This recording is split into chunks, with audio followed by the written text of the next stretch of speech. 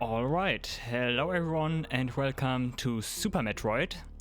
This time it's no hack, it's no randomizer, it's just normal Sūpā Metroid.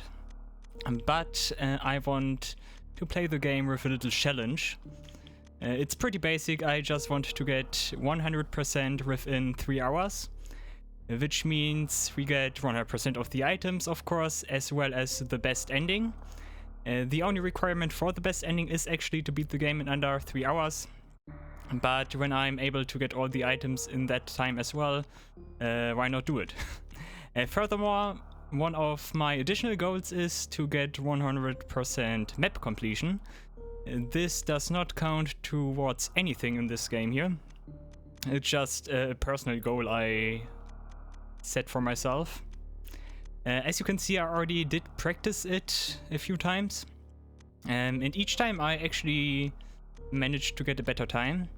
The first one I did try the most stuff, since as you can see it has the longest playtime, but those two saves here are like my average time. So yeah, let's clear the first save, because that has the longest time, of course. And let's see if we can make a similar time to the last two. Yeah, data cleared. Samus air. Samus A. Jump, dash, item select, item cancel, dub. Special settings, we do not tinker around with that. And let's start the timer. One thing I should note probably is that the timer I have here, my personal timer, will be quite different than the in-game timer, because there are certain circumstances where the in-game timer does stop. For example, I have a little list here. The in-game timer stops when Samus has a door transition, so each time we go through a door, there's this little cutscene where it loads the next room. In that time, we cannot move Samus, so it does not count towards the actual in-game time. Also, when we get an item and the text box appears, that's also an instance where the time does not move forward. Also, when we pause the game, of course, when we look at the map screen, we cannot use the fade out to save some extra time, because as you know, when you go into the menu, there's this little fade out first, and then you are in the menu, and the time only stops after the fade out. That's something to keep in mind, because otherwise you would be able to like pause all the time and, I don't know, get a time of 0 seconds or so. And the last thing I did write down is the cutscene where Ceres explodes. That's actually the only time where the time stops because of a cutscene, because right now the timer did not start yet. We have the intro cutscene here, but the timer did not start yet. And the timer ends when we enter Samus' ship after or during the escape sequence, so the last cutscene also does not count towards the total time.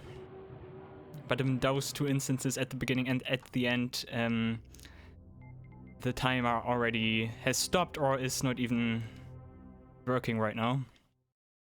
But yeah, right now the time should start. So yeah, let's hope for the best. As you know, I played Sūpā Metroid a lot the last few days, so I should be pretty skilled in this game, and I'm quite confident I'm able to pull my goal off. I mean, I already did a few times, so let's just make the best out of it. Maybe I can improve my time even further.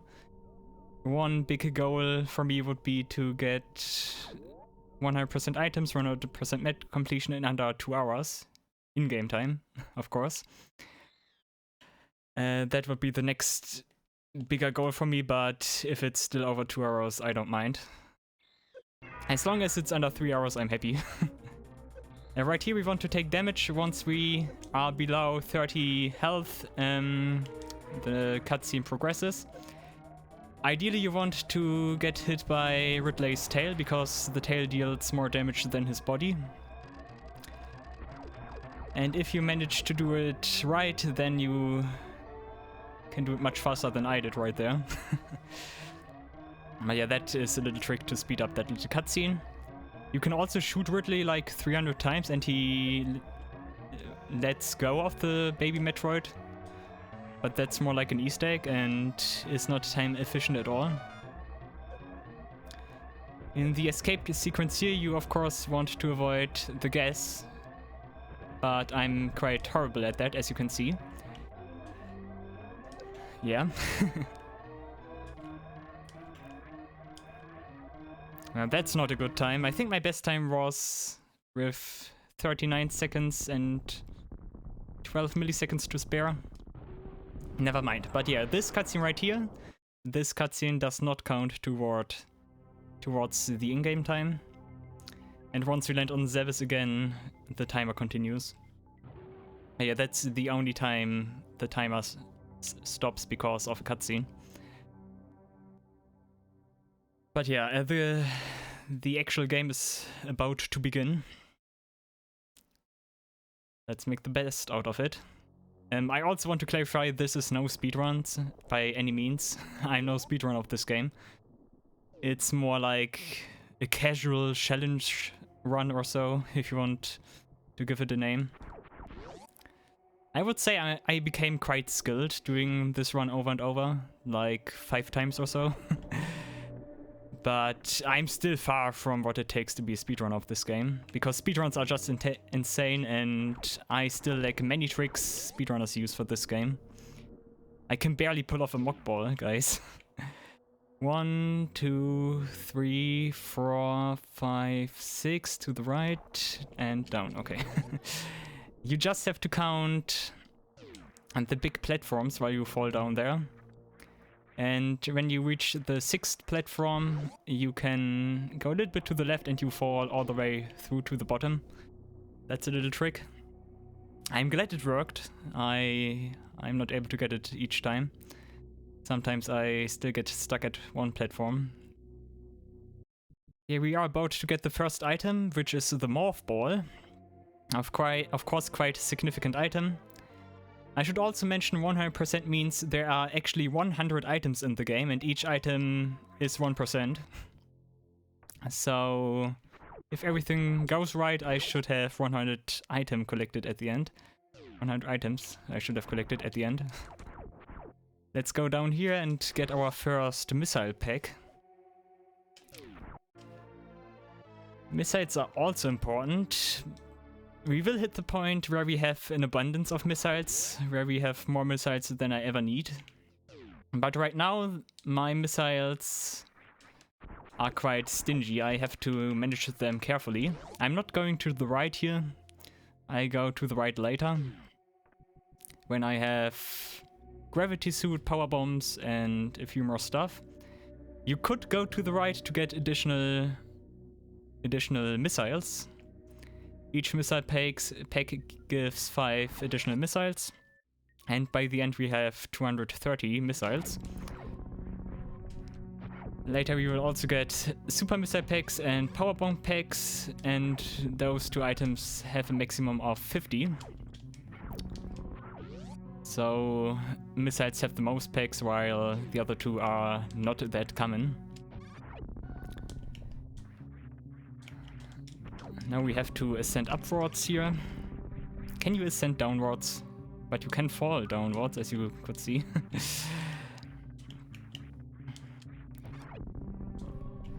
Dump, dump. Oh, barely hit me. Just be careful, take your time. I have no clue how you can do this faster. There's probably a way. You just need to do the right jumps, I think.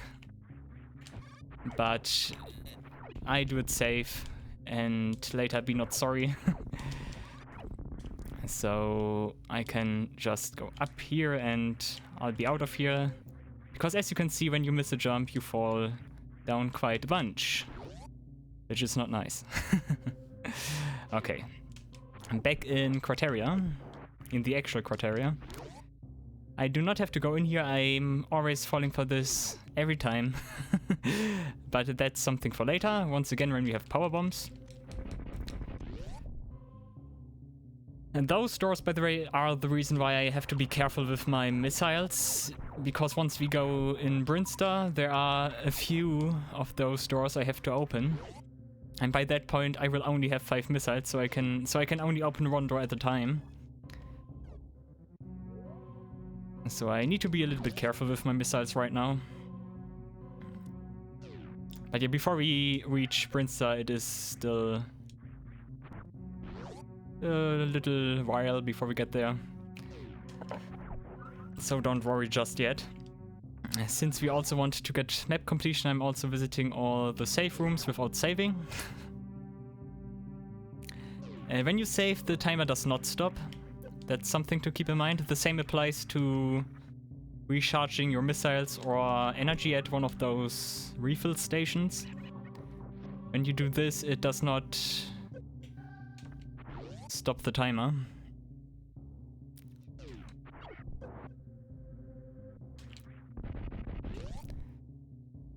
Okay, right now we have to fight the chorizo. After we get the bombs, of course. You also can manage it to go out of here before the door closes, but I think that's frame perfect and kind of TAS. So let's not tinker around with that. The chorizo is not a hard enemy. Just counter it when he spits his balls, grab them to get additional missiles. That also speeds up the fight significantly. And right now he's giving me a good pattern. He already lost his head, the chicken he is. And that's the chorizo. Okay, let's get out of here. Okay, we have 4 missiles. I need 1 more. I'm picking that one up. Okay. And our next stop is Brinster. On the way to Brinster, we will get our first energy tank. Don't use that way. You can go up there with mid-air morph ball transformation, but I don't feel confident doing that right now. So let's take the way that takes a little more time. Bomb. Okay.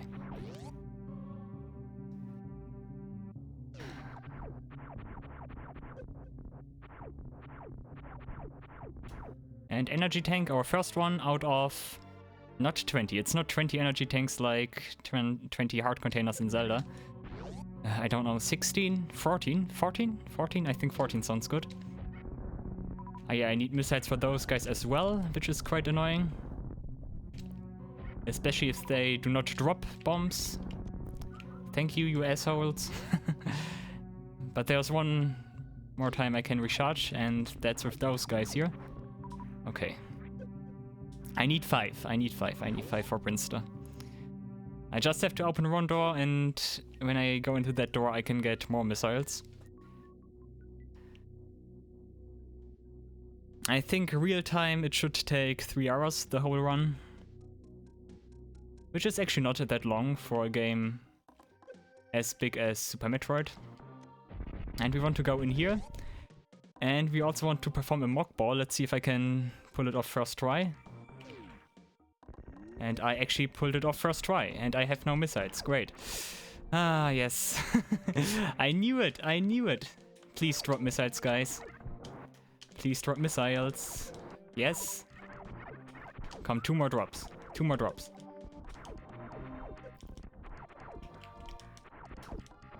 Yes, 1 more drop. Please, please. Okay, this guy. This guy. Come on, come on, come on, come on. No, you asshole. You.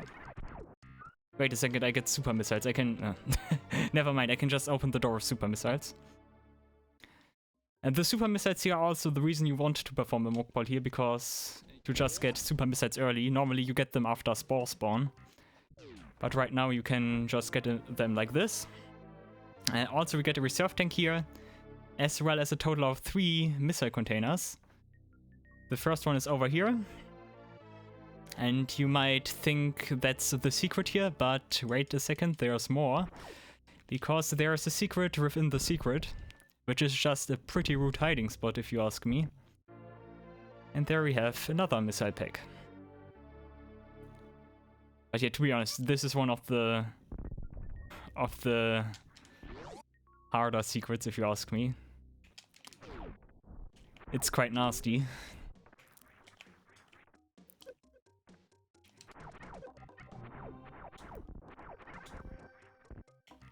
Okay, and now we want to fall down here to get the third missile pack I was mentioning.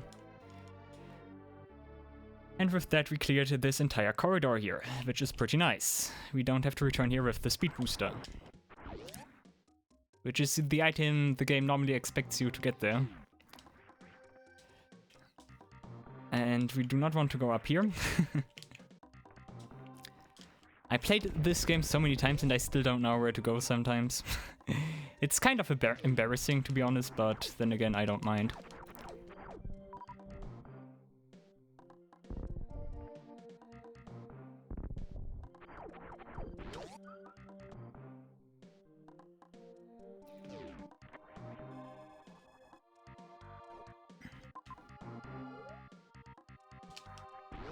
Another thing we will not have much of during the course of this route I figured out for myself are energy tanks, actually.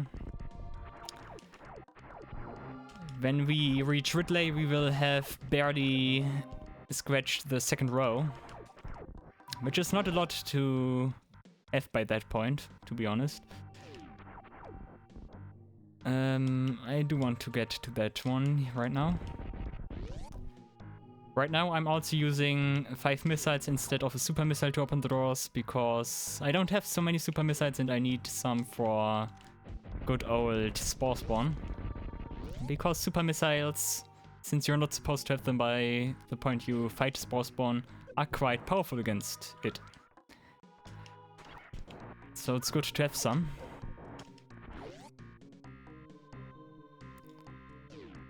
Over here, nothing spectacular, just a missile refill.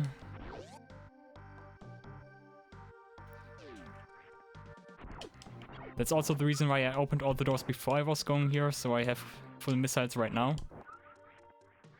It doesn't change much, but it's nice to have anyways.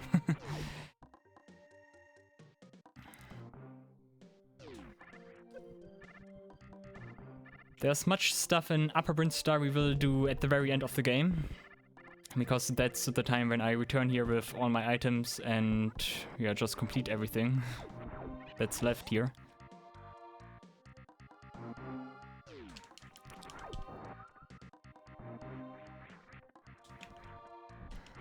You could also skip Spore Spawn, but since I'm going for map completion, I have to fight him.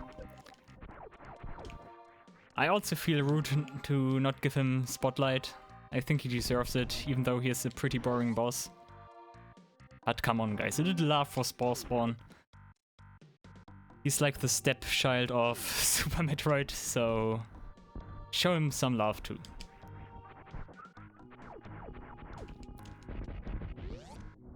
I want to keep my missiles equipped, because the key hunters here take quite some shots without missiles. Nah. We also have to defeat all the key hunters here, otherwise the next door does not open. Which is that one over there, and also the door that leads to Spore Spawn.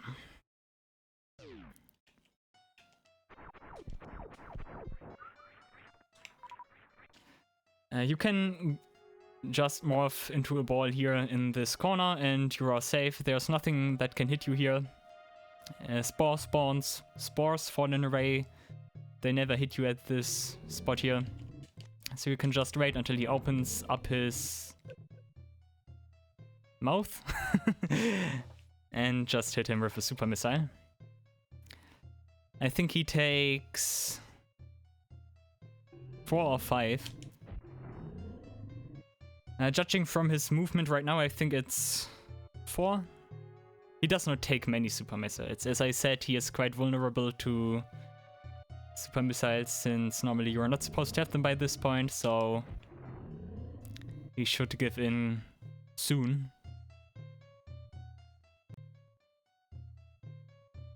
Ah, come on, he takes 2. He takes 2. I think it's 5. No, actually 4. Okay. Which means I can open this, or maybe not, because I'm missing.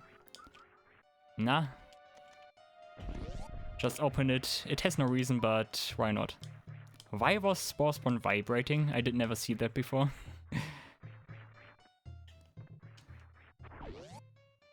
Why was he vibrating?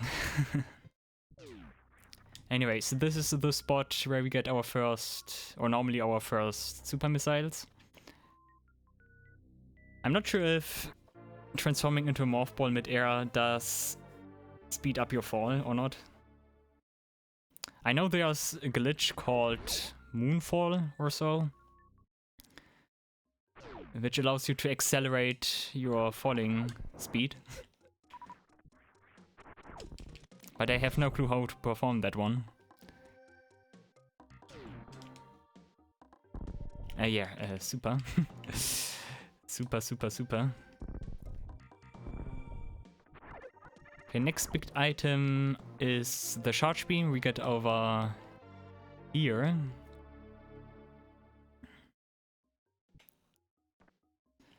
I personally think I'm using the charge beam way too less. I should use the charge beam more often. But I don't like keeping the button for the beam pressed all the time. I don't know, it does not feel smooth. It always feels like I could use my fingers for different actions. And don't take that out of context. And as I can see, we got my favorite viewers. Those stupid "do you want to become famous" bots. As I said, now the time is paused so I can quickly delete those guys. I should have banned them, I completely forgot about that option. But never mind.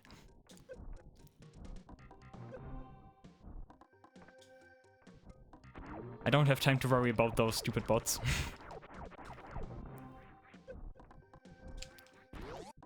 I at least did delete them.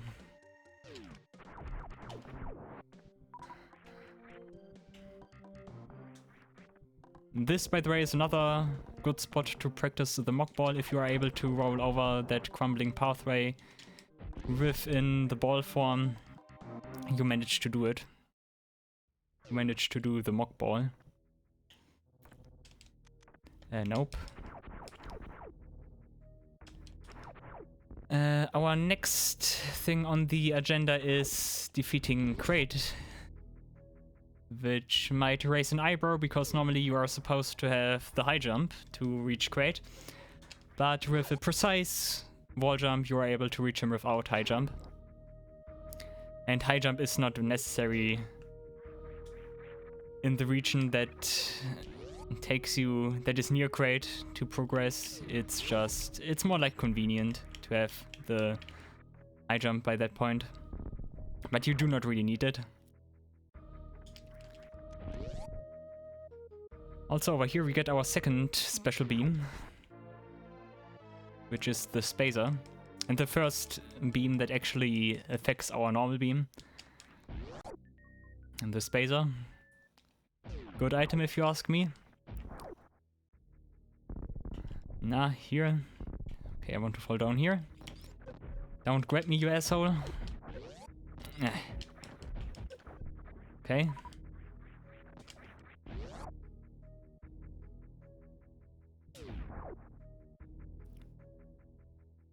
This is the pipe that will enable an entrance to Maridia later. But yeah, right now we want to go to Crate. Pretty well hidden if you ask me. And that was no good jump. You need to stand up here and then you need to do this, okay? It's not hard, you just need to be aware of it and be kinda proficient with wall jumps. But it's nothing you can't do. I have trust in you, just do it.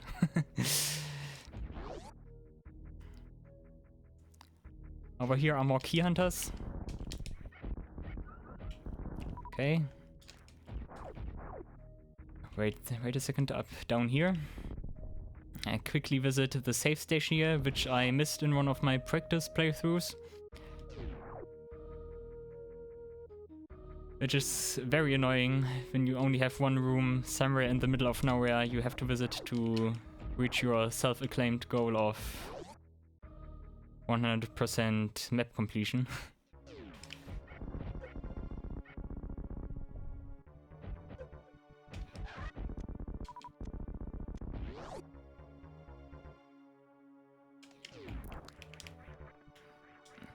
Over here are some additional refill stations for energy and missiles.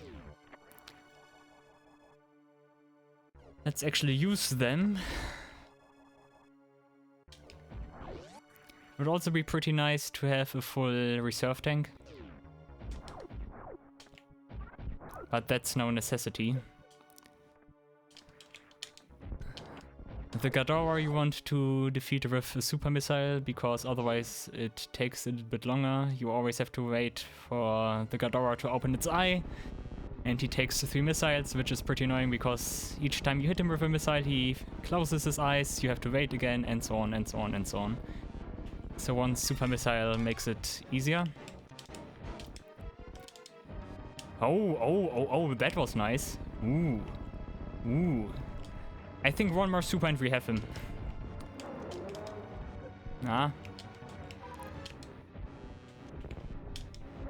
Yes, wow. Wow. If I only hit one more super missile at the beginning, I would have gotten the great quick kill. Which I never pulled off in my life. How do you do the great quick kill? It's actually quite... it's not quite simple. Or it's simple to explain, but it's hard to perform because you have to shoot super missiles at him before he stands up. You have to shoot 4 super missiles at him at the right timing. It's easy explained, but it's actually pretty hard to perform. It's even a miracle for me that I was able to get 3 super missiles in. Considering that I normally never hit 1 missile at all. So yeah, that was pretty good. I almost feel sorry for good old Crate. Nah, come on. Those key hunters are just annoying, so I want to defeat them. And as you can see, this is a spot where... come on. Where you want to have the high jump normally, but a wall jump does the trick as well. Yeah. We are about to get our second energy tank. Just be careful of those guys, they can surprise you with how much damage they deal. And over here is the energy tank. Nice. Okay, so far so good. Our next stop is Norfair. And we actually have a few things to do there. Because we want to complete almost the entire lower section of Norfair. Not lower section, upper section of Norfair. The lower section, of course, is the section with Ridley, and that's way later. That's one of the last things we do.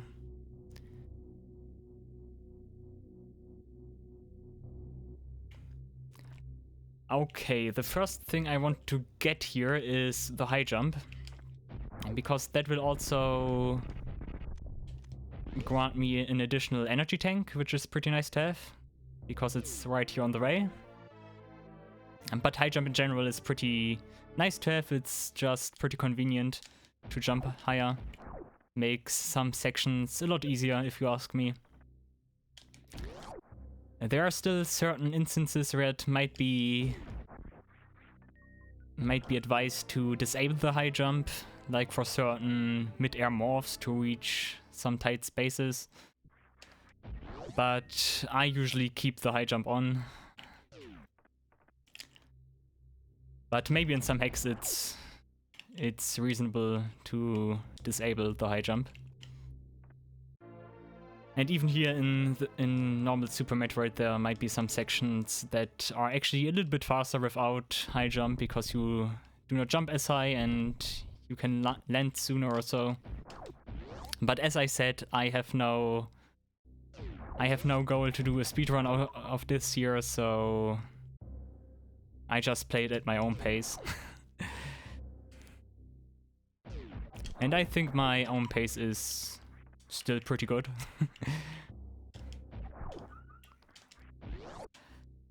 We do not want to go through that yellow door because that only leads to the ice beam. And the ice beam we can get later, especially since there are also blocks you can only destroy with power bombs, which we will also get here. Also not at the intended location. Normally you get power bombs in Brinster. Then you do go up again with the ice beam. But for the sake of my route here, we will get power bombs at a different location. I do need Sūpās. We take a small bath in the lava here to get the missiles. And let's get out of here. Okay.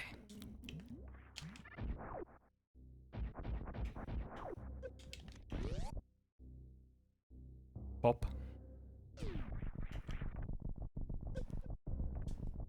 This is a section where you can take a lot of damage if you're not careful.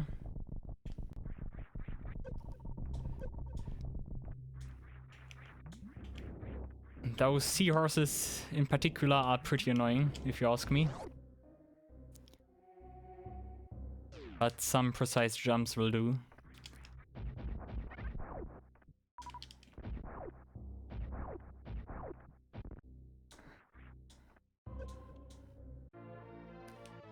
Also, the save point that is nearby I will use to actually save the first time. Because coming up is a section where you can die if you're not careful. Because it involves a lot of lava, more of those stupid seahorses, and it just can catch you off guard.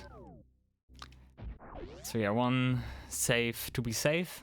Makes sense, I guess. Yeah, then we want to go up here to trigger that one guy. There's still one of those stupid enemies flying around. We want to defeat it, because otherwise it will just hinder us going up there. I have to use an infinite bomb jump to go up there. I'm pretty sure you can also do it with some precise wall jumps, but that's a little bit too precise for me. And to be honest, infinite bomb jumps are just cool.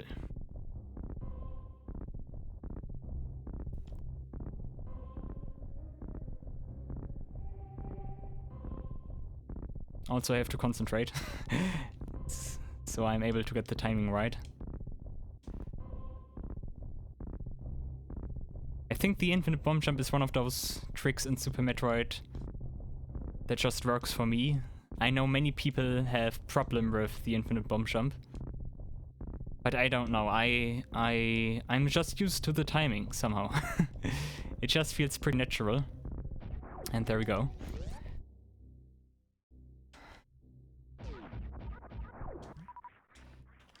Okay, first off, missiles. But we also want to get another missile pack as well as a reserve tank. And for that we need to go up here. Nah, okay.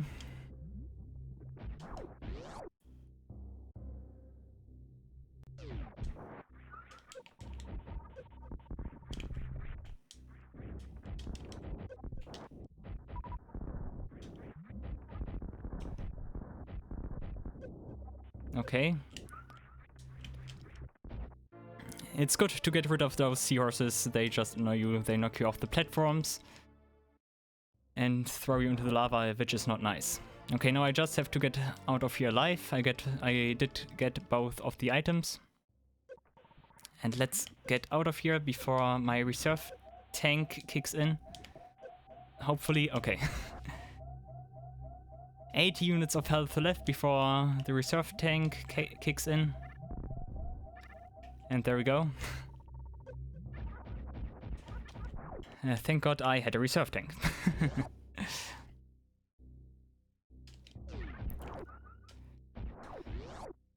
Yeah, just a little more time inside the lava would have been enough for me to get killed.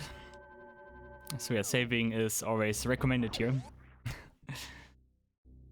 Next up we want to get the speed booster. which actually loops us back into this room here.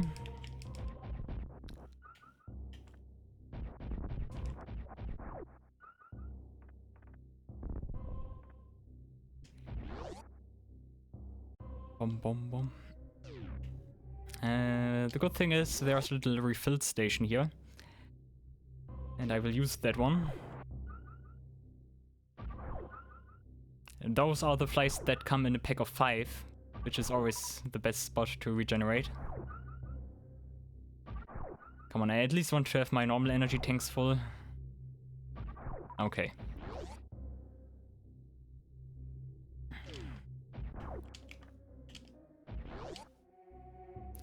On the way to the speed booster we also get the wave beam, which is also earlier than we are normally supposed to get it, but that's quite common in Super Metroid, to get items earlier than you should it, considering you know what you do.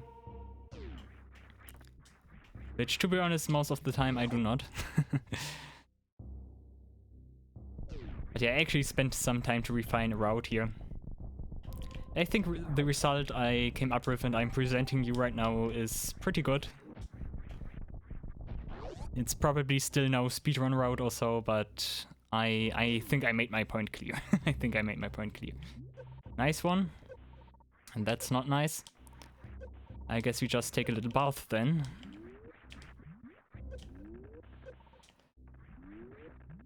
Who needs those guys anyways? Samus just takes the lava damage like it's nothing.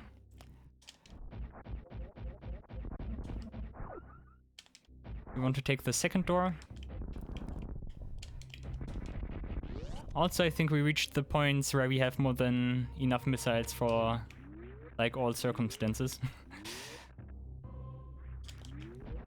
I'm not that big of a friend of missiles. Nice, thank you, US. Ah, damn it. You do not want to get knocked off of there. You just have to go all the way back up, since your jumps go not far enough.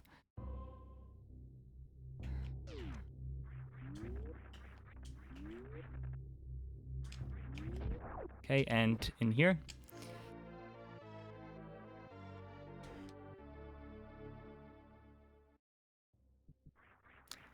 Up here and wall jump up here.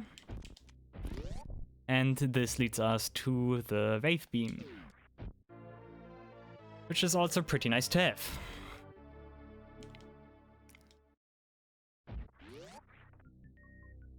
Its special function to shoot through walls alone is pretty good, but the increased damage is also something I'm willing to take.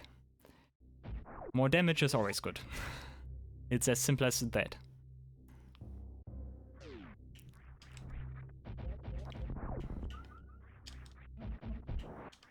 For my tastes, the enemies still take too much damage, so I'm still using my missiles instead of my beam for certain enemies. But overall, the damage is much, much better now. And also, now I did not want to get that one super missile. Don't ask me why, but I apparently did not want to get that one. Nah, come on. Oh, come on, Samus. Samus. Okay, one more refill should be enough. Okay, careful here. There are some parts of the map that do not get tracked if you don't go down some pits here. For example, that one over there and this one here. If you do not go down there, you do not reveal the entire map, which is quite annoying. Also, mean item over here. Also one of those missile tanks I used to forget in the past. Multiple times. But now that I have a better understanding where everything is, I do not forget about it anymore. I honestly hope by the end I'm not missing anything. Or at least not significantly many items or so. It would be a little bit of a letdown to do so many practice runs and then at the end you still are like multiple items short. I think one item or so would be okay, but not so much. Not so many items, please. We want to go down here again, but this time we are taking the path to the left. And we do not want to go in here. That was my wave beam that opened the door. Thank you very much. We want to go in here. And we want to go down here.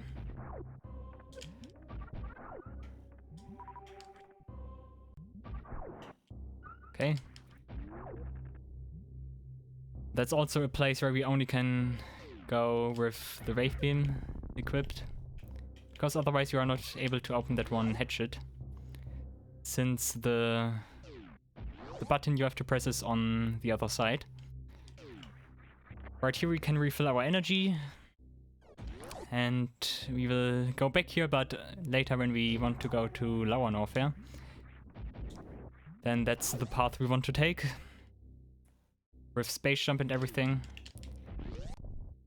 And over here we have good old Crocomire.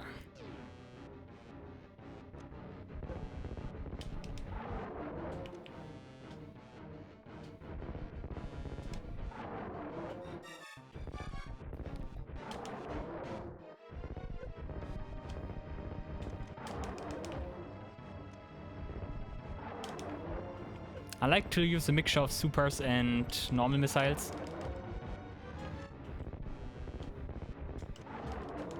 For him.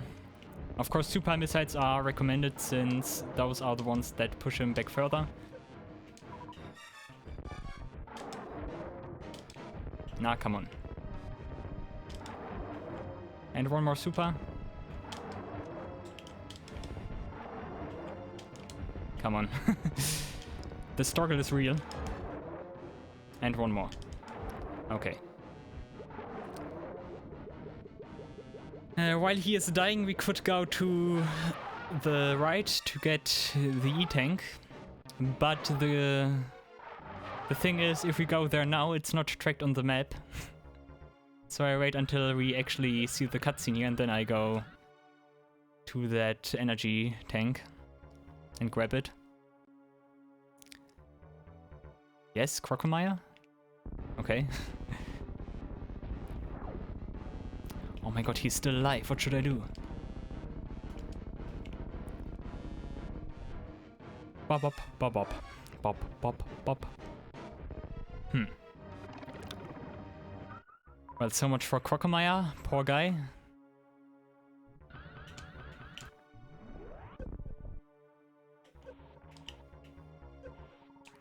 There's acid and everything there, but just take a plunge and get the E-Tank. Once again, taking some damage and doing a wall jump is the key to get some items early. Nah, not what I wanted.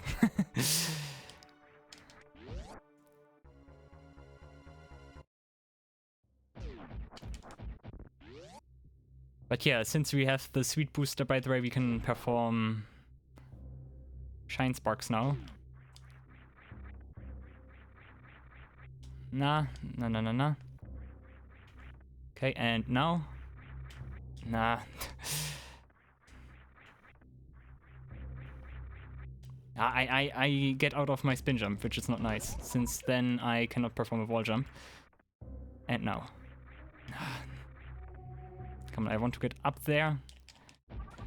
This would be easier with Ice Beam, since then I would be able to freeze one of those fly guys.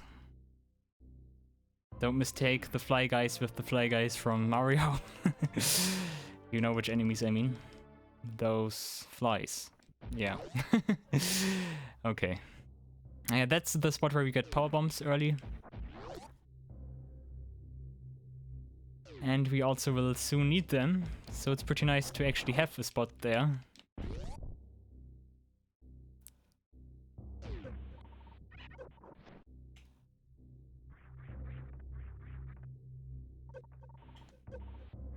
And more missiles. How many missile packs do we have by now? I'm not sure.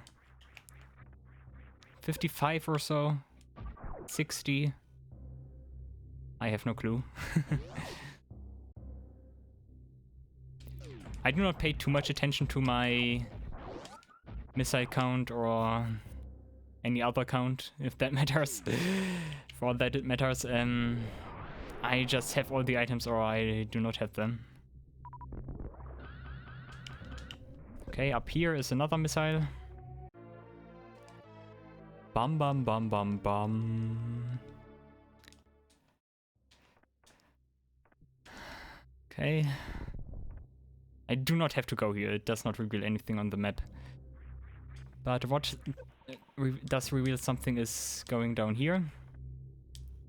And doing some high jumps. Nah. And, okay.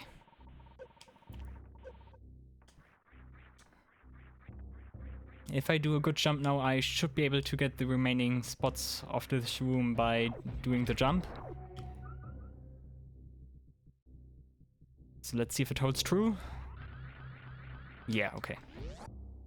Good, good, good, good.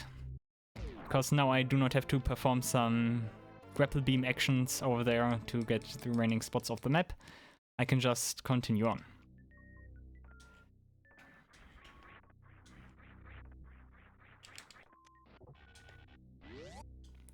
The grapple beam is something you need to understand if you ask me.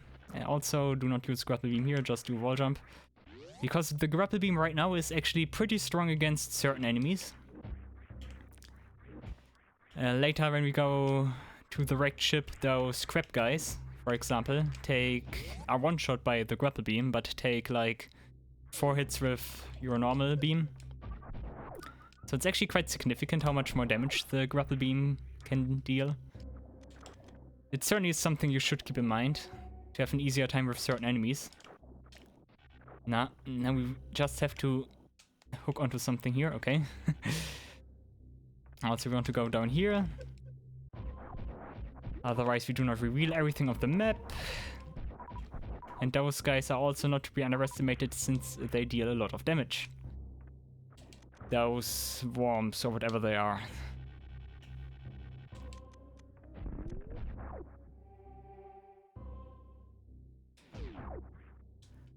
Okay, and now we can go back up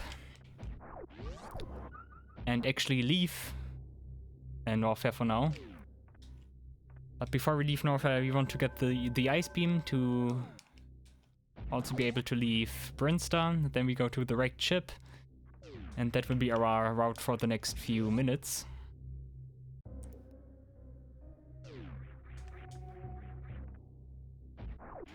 Okay.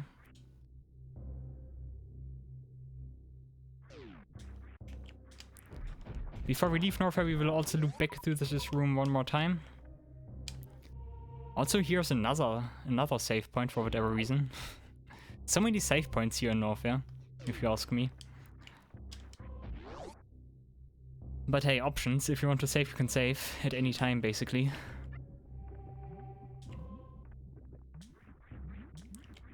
Okay, be sure to get the down area here. Okay. Nah.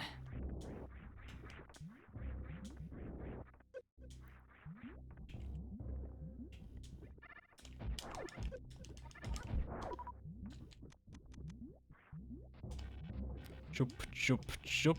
And that was stupid. Damn it. Come on.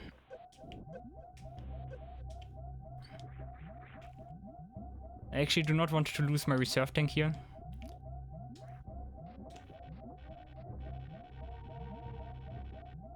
Oh, come on. Ugh. Oh god. Oh god, oh god, oh god. Don't die. That's also another hidden goal I have for myself. Do not die. That would also be pretty nice. Okay, and here.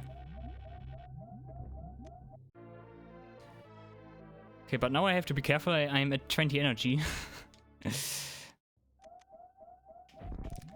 That's the price for reckless play, my friends.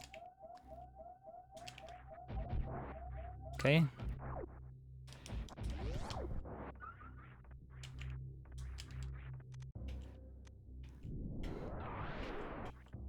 I always wonder what is behind this powerbomb door, but it's just the map. Pretty underwhelming if you ask me. Yep, the map, okay.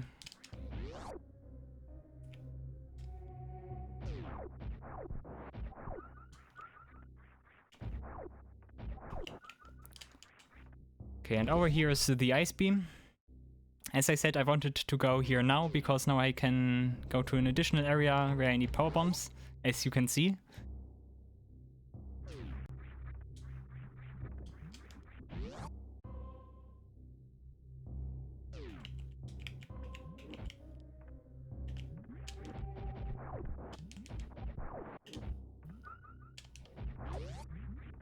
And over here we have the item we desire, the ice beam.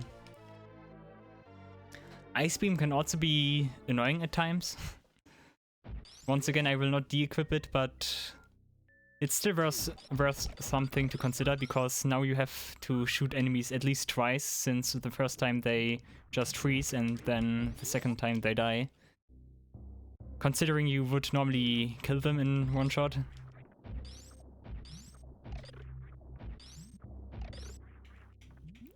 Those guys always remind me of the X from Metroid Fusion.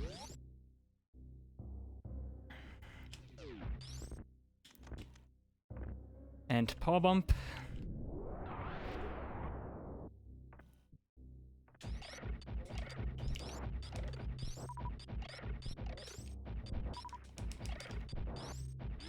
Okay, careful now. Nah, I said careful. That's annoying. As you can see, all platforms here do crumble. Which means you have to be pretty precise with your jumps here. There are a few frames where you can actually jump from those crumbling blocks before you actually are no longer able to jump. And if you're able to pull it off, then this becomes much less tedious. Also here, just for your own sanity, do not shoot your ice beam, because when you shoot the ice beam and you freeze an enemy in front of you while you do the speed booster, that enemy blocks your way, since for whatever reason frozen enemies cannot be destroyed by most things except for the beam when you shoot them again, like you normally would kill enemies, but for whatever reason frozen enemies are quite a nuisance. Since you have to use the beam in most cases.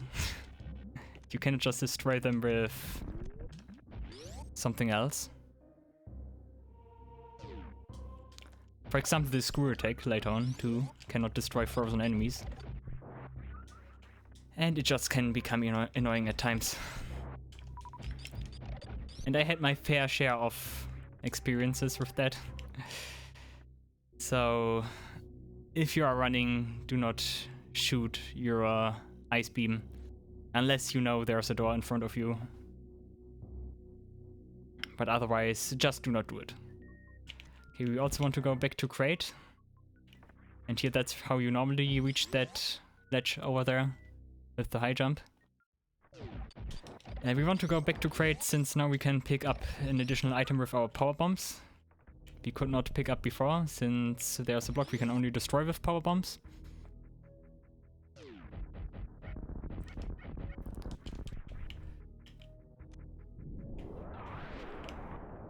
And more missiles.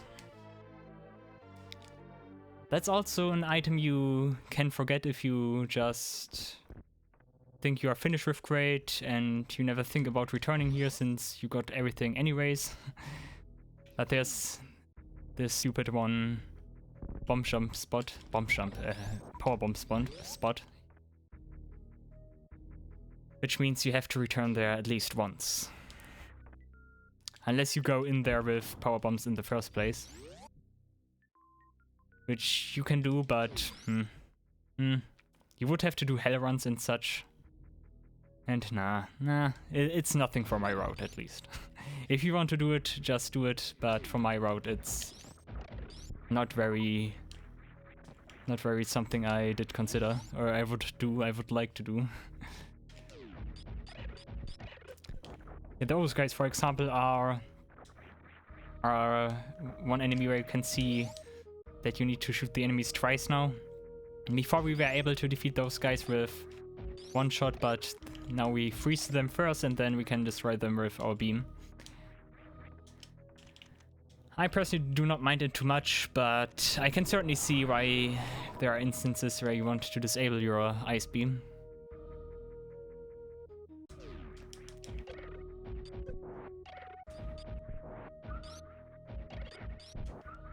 This is another corridor where you want to be careful, since we have to go into the spike pits sooner or later. Apparently this time sooner.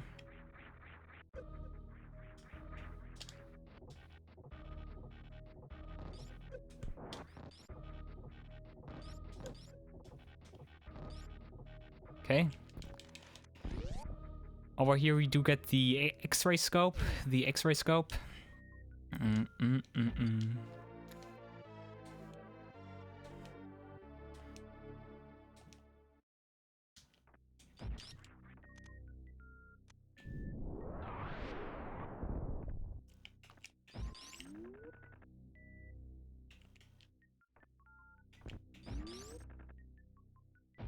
Okay, and now for the way back, we fall down over here.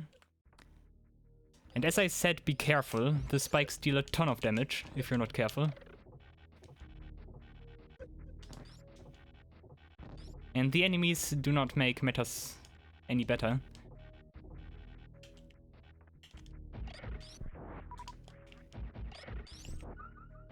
The good thing is those firefly enemies give some nice energy and ammunition for you. And so they are quite a good spot to refill your stock.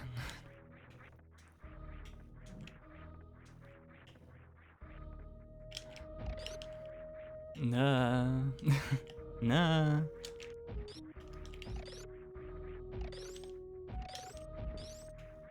Nah. Just get in there. Okay. Alright.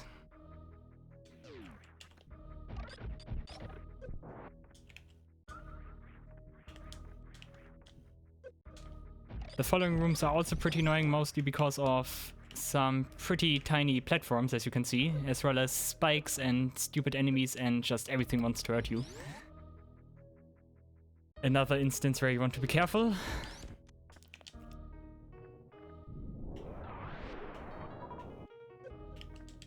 I do need a super missile here, not a power bomb. And here, this is the location where you normally get the power bomb. Hello? Right over here. And that was a nice damage boost for whatever reason. That was not intended. Okay.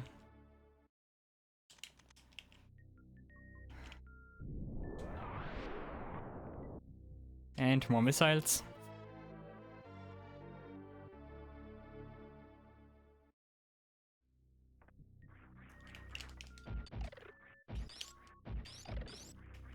Also, one thing I would say, when you want to attend this as well, or at least when you want to get the good ending, Samus is half-naked ending, whatever you want to call it, at least when you strive for under 3 hours completion, it all comes down to know where you are, where the rooms are, where you are in relation to other rooms.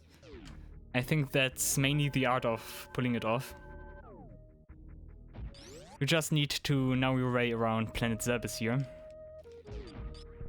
And everything else comes with time. But just knowing where you have to go, where you can't go, where you do want to go, and so on and so on and so on, is key to success.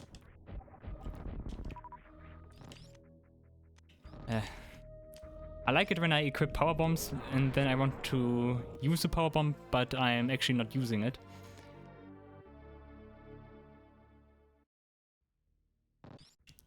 And we go up again. Nah. Okay, 42. As I said, pretty stingy health throughout the run here. And it will not change soon. It will not change soon. The main reason why I do not have so many E-tanks is quite simple, because most E-tanks actually are hidden in Brinster, and Brinster is the area I will clean up last. So naturally I do not have that many E-tanks. The same also kind of applies to the super missiles. There are also many super missiles in Brinster, but most of them we will get at the end of the game. Okay, right now let's heal up. Then we want to get some hidden power bombs, as well as get many spots here on this big open area on the map.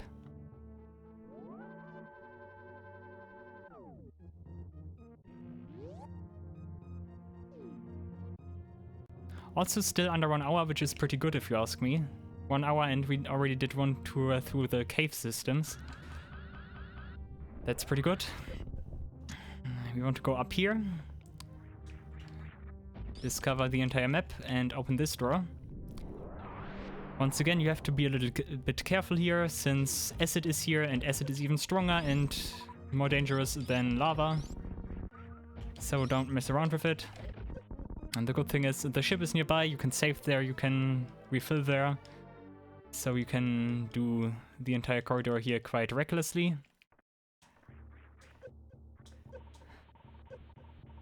But you can see how fast my energy is draining from the acid.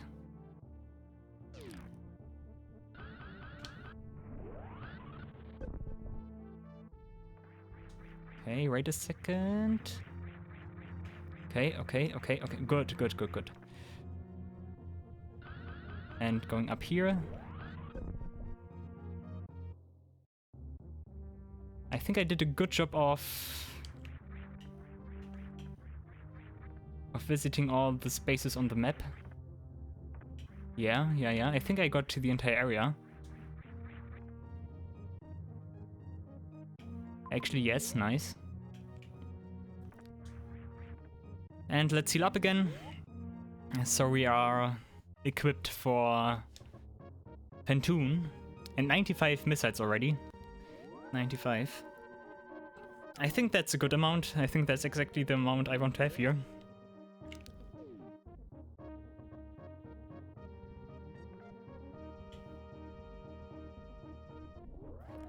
And I'm also happy when we are done with the wrecked ship. We only have to go there once if everything goes right. But the thing is, the wrecked ship is kind of my nemesis. I like to miss a lot of items there, usually. Mostly because the wrecked ship is known to have many hidden areas.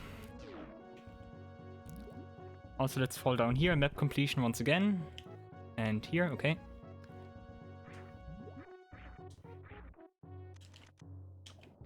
Okay, get the missile.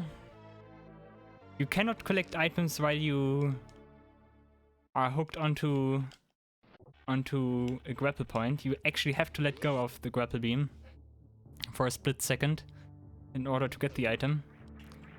I think that this becomes most apparent when you want to get that one item in the mother turtle room, but you just can't because you are still swinging around.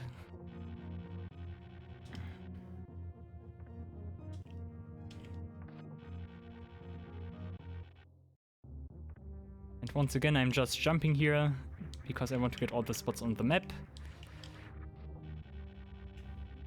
Whoosh. Okay. The water area we will investigate once we get the gravity suit, which will be soon.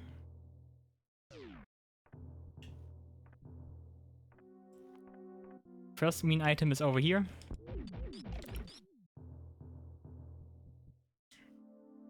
It's also recommended to go in here before you turn out...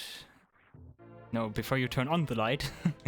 Before you turn on the electricity again. Because when the ship has electricity again, then everything will try to kill you here. Those crushers are active, the conveyor belts, and just everything. And it is just annoying, so... Oh, come on. Stupid ghost.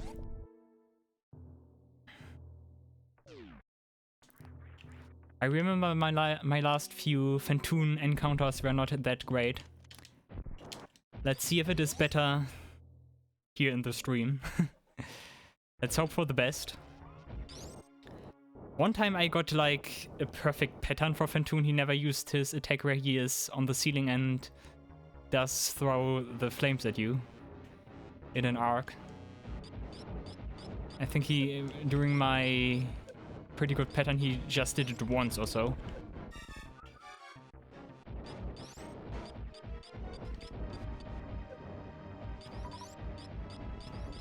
Nah, come on.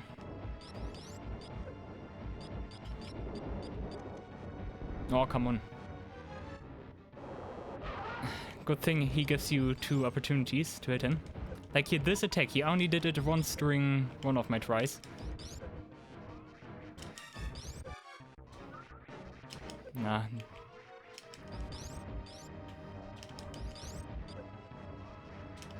You want to time your shots right, then you can repel all of those flames at once. Okay, that... Oh, okay. Good pattern, I see.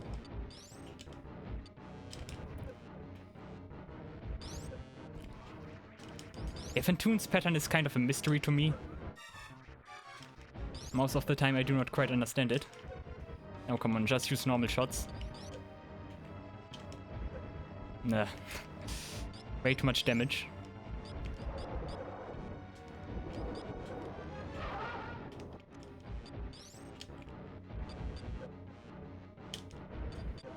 Oh shit, I don't like my health count right now. Yeah. Okay, reserve tanks kicking in. He's also not dropping any life. Or is it just me? Okay. Yo, what is that pattern?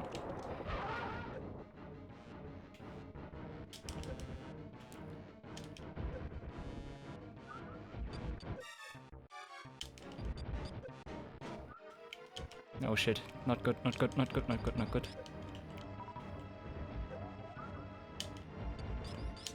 Okay, that's good, okay.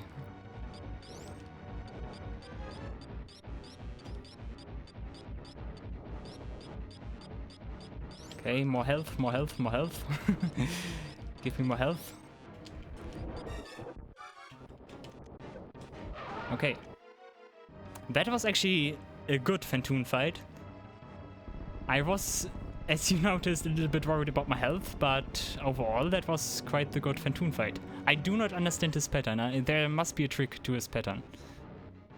Either that or it's completely RNG, and I just got pretty good RNG. But I think there must be a trick to it.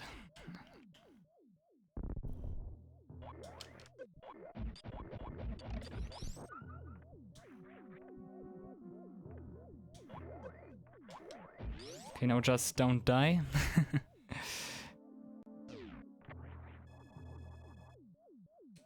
Okay, map data.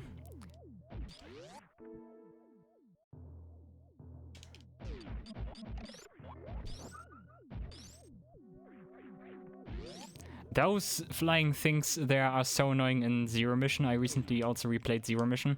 And those things are so annoying. They like throw electricity at you and just electrocute the entire room. It's super annoying. It's very annoying.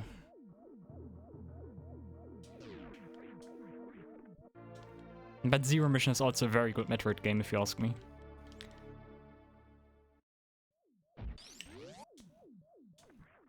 And also something I want to do something similar with Super Metroid here. Where I also want to aim for like best ending with map completion in the best ending time.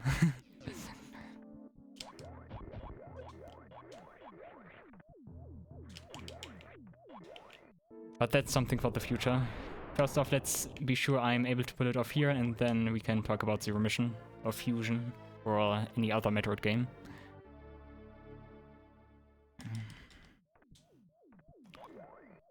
Don't block my way.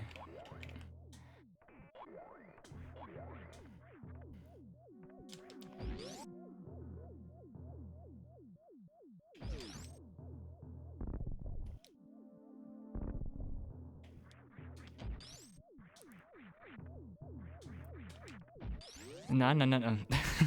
I wanted to turn back. Samus already was in her turnaround pose, but then it was too late still. I want to go up here, I want to save. Because of health count.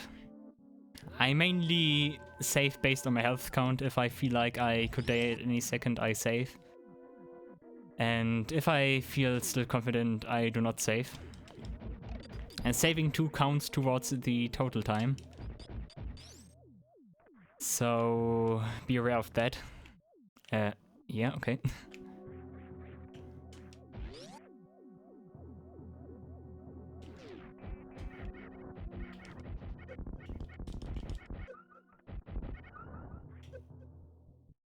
Okay, this guy. And I think another one. No, I always falling for that. It's just that single flying guy there. And that thing here.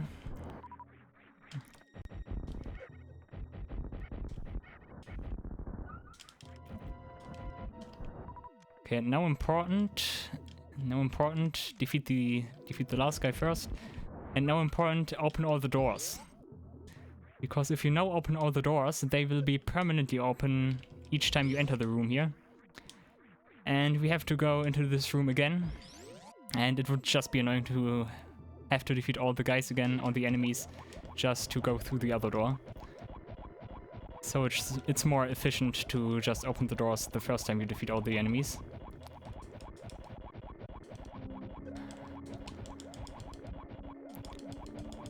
And here, this room is probably just here to annoy you. But it rewards you with another missile container. Nice.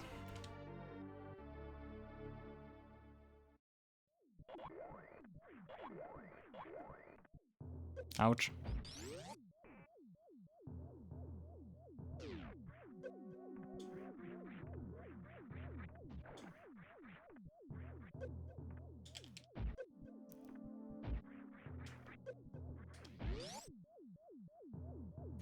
And now we are outside. We want to go down here, go in here. It's another corridor you will not visit until you explicitly go in here. We cannot reach the item from this side, we need to take a different route, but that's something we will discover soonish. Once again, make sure you get all the spots here.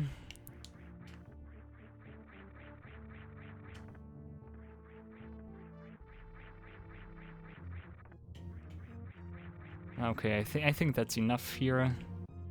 Let's get the item down here. Down here. Even more missiles. Like 120, 25 or so. I think we have now.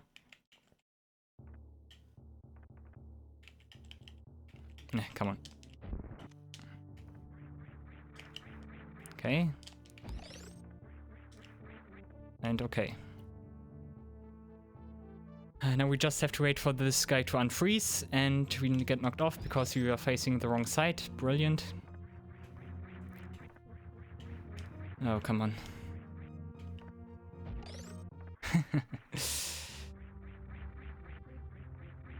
Okay. And let's freeze him again. Open the item and get the item. This way you do not have to tinker around with all the flying guys here, just that one guy is enough. And we want to go down here, because that will lead us to the gravity suit.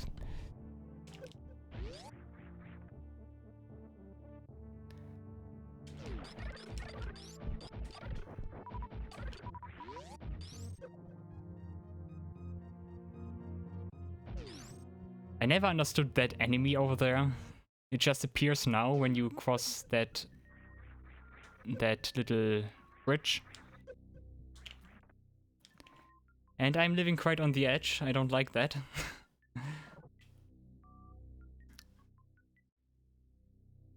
But you know, that leaves me the opportunity... Yeah, I can do a crystal flash now. Ooh. Ooh. Ooh. Let's see if I remember the crystal flash.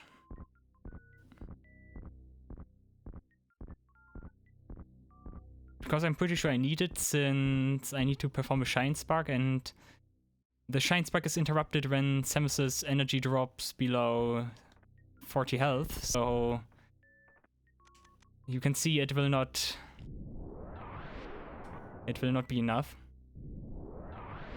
And what do I have to keep pressed here? Yes, okay. Okay. I think that was worth it.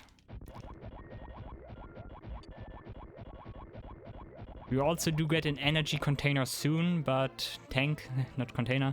We do get an energy tank soon, but it's a little bit too risky for me. Nah. Nah. And up here. Okay. Good one. And up here I said. Yeah, would not have been enough.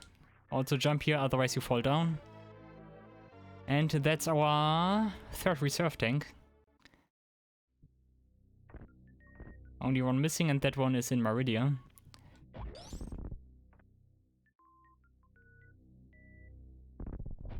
Okay. And gravity suit. Gravity suit is nice. I always have to mention it. One of the coolest suits in the Metroid series. I think it shares, for me personally, the first place with the fusion suit. Because the fusion suit is also very epic, if you ask me. Especially the Metroid-inspired design that flows into it. It just lives up to its name. It's Samus power suit fused with Metroid features, as well as some X features as well, at least ability-wise, and it's just super cool.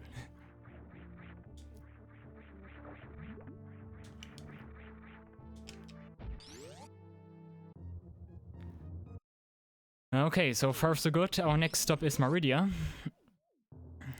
Everyone's favorite area.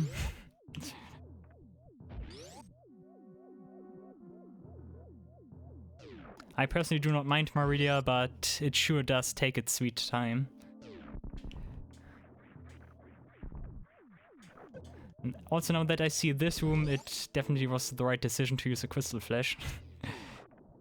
Because that room is just one room that wrecks you if you're not careful. Furthermore, we have something up here, which is the aforementioned energy tank.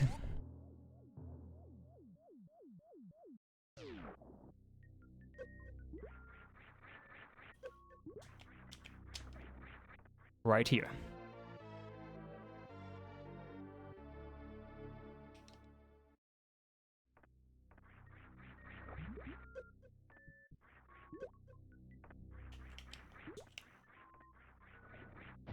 Let me think real quick. We do get another one at least in Maridia.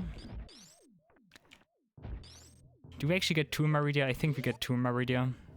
I hope. Otherwise I'm one short. And I'm having this strange feeling I'm missing something the entire time. But I think we are still on track. I did not miss anything. And even if so, it should still be possible to beat it in under 3 hours. I don't see any problems in that regard.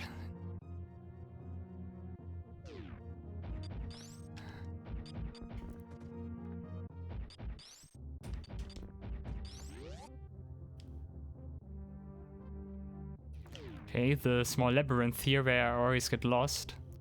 But you just have to follow the path. You do reveal everything on the map by just following the path. So there's nothing to worry about. Yeah, I can show it. You did see how many shots it took with the normal beam, and one shot of the grapple beam just kills it. Not right. Shit, and now I'm lost. Perfect.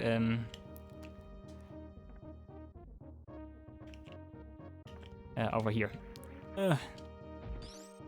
Okay. Always a tricky area for me. I think it's kind of confusing or kind of strange that there is no item hidden in that labyrinth. It feels like the perfect spot to hide something, but then again, maybe the developers felt it was too obvious, and so they decided against it, to put something in there. Which I also can understand. I mean, Super Metroid has a lot of unique hiding spots. Would feel a little bit strange to put one at the most obvious one. Kind of. Once again, save point we will not use.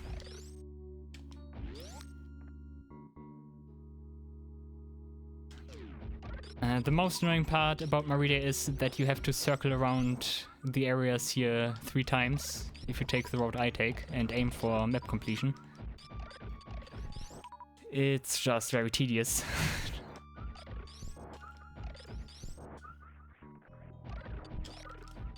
I can understand the quicksand problem as well, but that's not too annoying if you ask me, especially once you get the space jump. Come on, okay.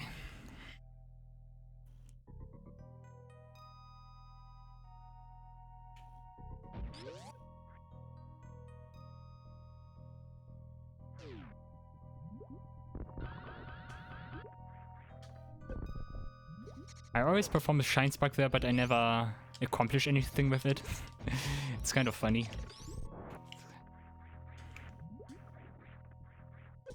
Okay, just make sure you get many important spots here. Yeah, that's that spot. Wait a second, we need to go up here.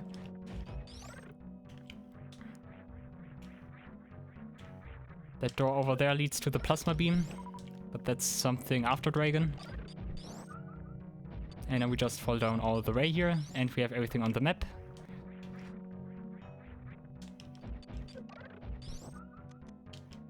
And we go down the pipe. You know, like Mario, glear, glear, glear. And glue, glue, glue, I think. Okay.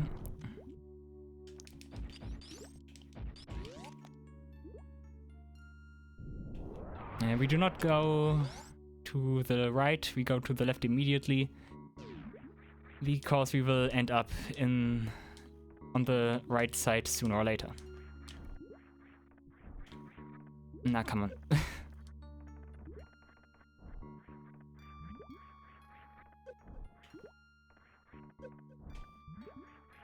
Oh, come on, just land somewhere. Please, Samus. Okay, and here, okay.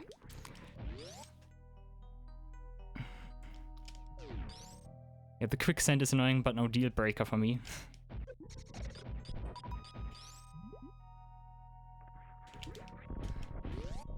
Oh, I should be careful about my Sūpās. I need some Sūpās. Yeah, nice map. Nice, nice, nice.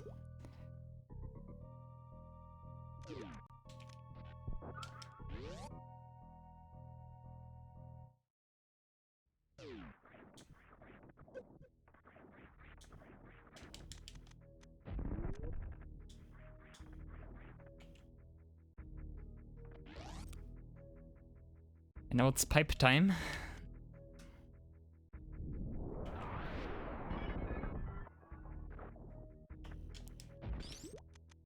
I never know what you have to do to actually trigger the pipe to break apart. I just wiggle left and right and it will eventually crumble. Maybe the trigger is that Samus has to turn or so. It's pretty strange. Grapple beam on.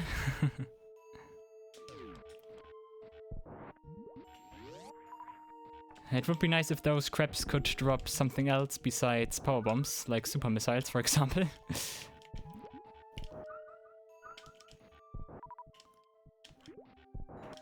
Nope. Okay, let's hope I can get the Shine Spark first try. Okay. And over here, no, that was too far. Ah, shit. Okay, we have to do that later. I don't have supers anymore.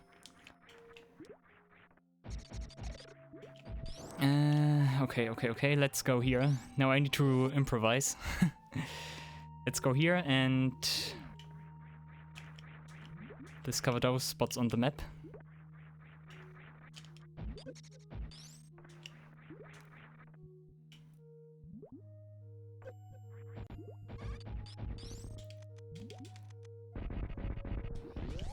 Over here we have Mama Turtle.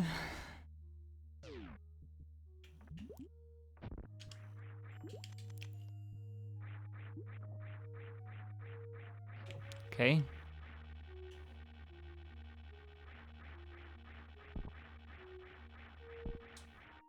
Okay, energy tank. Always a little bit tricky to get if you ask me. Okay, and perfect.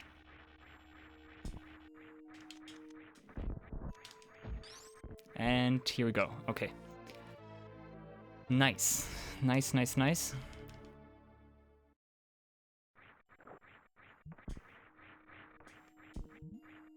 The turtles are super cute if you ask me.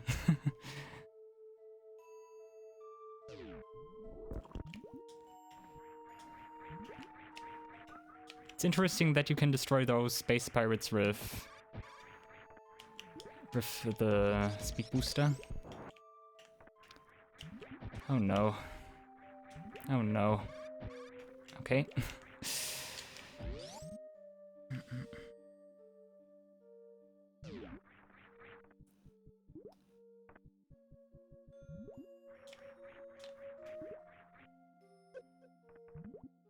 I always use the crappy here to damage me, so I lose a little bit of speed, because if you just straight up fall from the highest point and want to go into that little hole there for the morph ball, Samus is not able to go in there for whatever reason. So it's good that the crap is there to, like, halt your fall.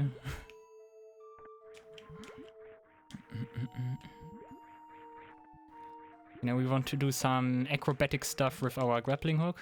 Grappling hook? Grapple beam. I mean, it is a grapple hook, of course, but it's the grapple beam, not the grappling hook. And over here. Dip.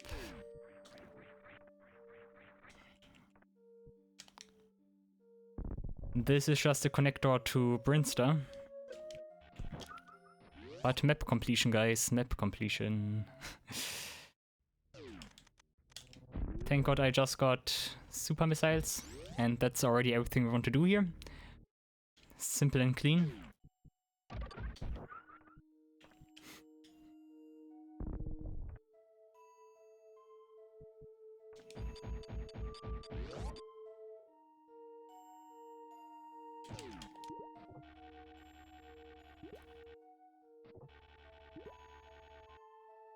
Okay.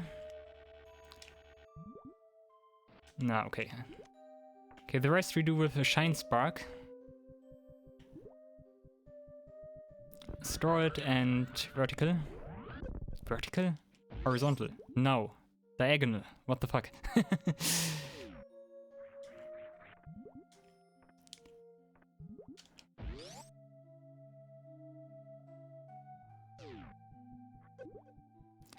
Don't forget the missiles over here.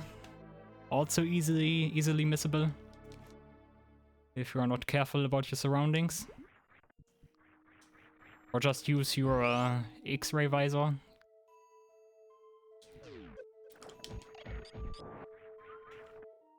Bum bum bum bum bum bum bum bum.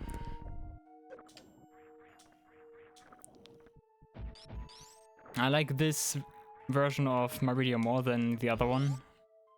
I should not say version. I like this Maridia music better than the other one. Just because the other one has like this very strange instrument I noticed during one of my streams, and I cannot get it out of my hand anymore, and it just pierces like my my brain or so.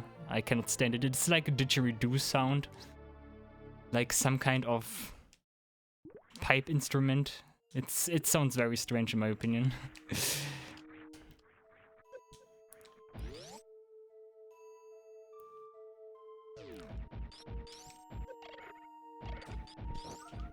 There are some instruments just that I cannot stand to hear.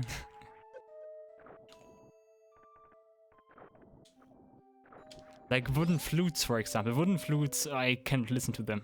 I cannot listen to them at all. It just sounds, oh, it just pierces my soul. It just pierces my soul to in every fiber. It's just, super annoying for me to listen to flutes or so. Especially wooden ones. For example, the title screen music of Final Fantasy IX. I know it's a good and nice song and a very iconic song, but I cannot stand it. I cannot stand the original version. It just... The flutes are killing me. I cannot stand it.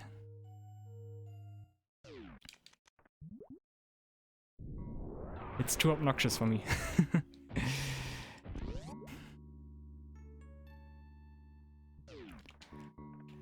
I guess we can save again.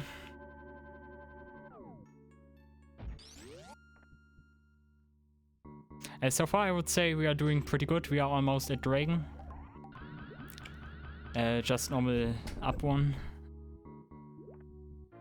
Doing a diagonal there would be a mistake, since then I get stuck somewhere. Hey, be careful, do not fall down here.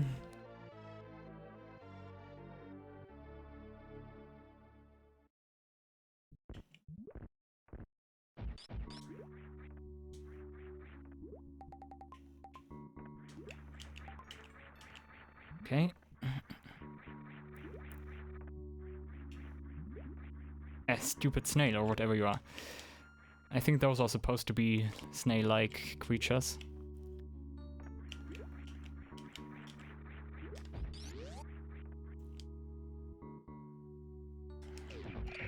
Metroids, my good old friends.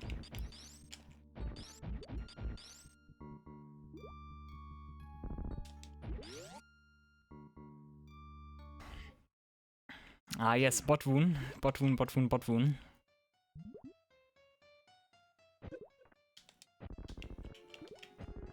Nah. I think his pattern is always kind of random.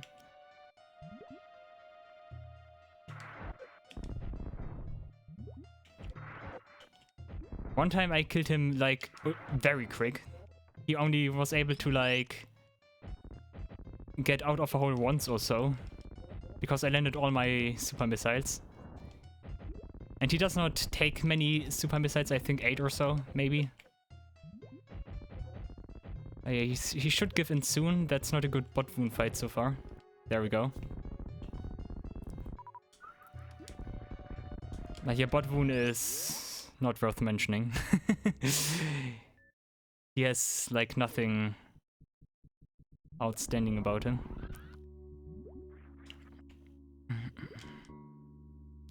Once again, you can play Reckless with Botwoon because you get an energy tank here.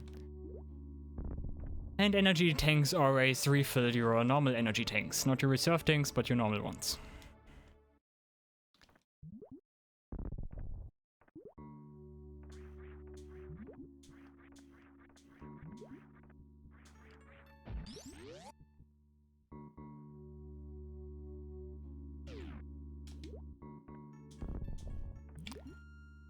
Another annoying passage is coming up, because those guys, for whatever reason, are very hard to cross. But right now I'm... here, now it starts. Okay. Yeah, jumping over those guys is kind of tricky. It leaves me with the impression that you need the spring ball here to reach that spot, but then again it's just for a missile refill, and that would make more sense before Dragon, and you can only get Spring Ball after Dragon. So it's kind of a conundrum to me why those guys work like they do.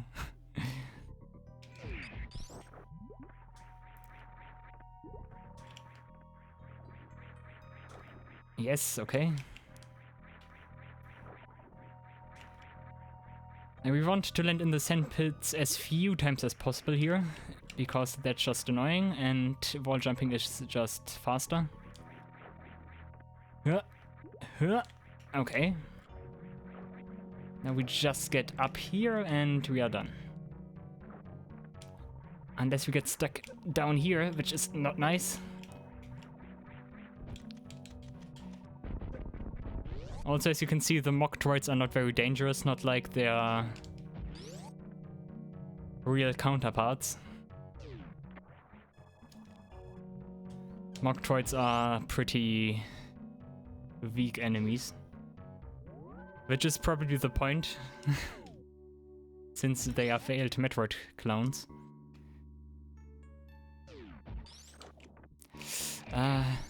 Okay, thank you.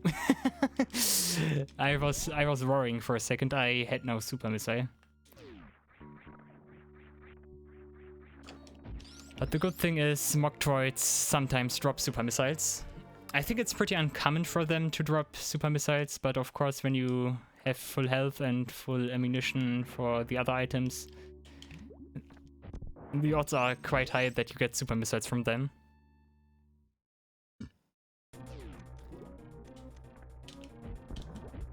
One, two, three. 1, 2, 2, 3.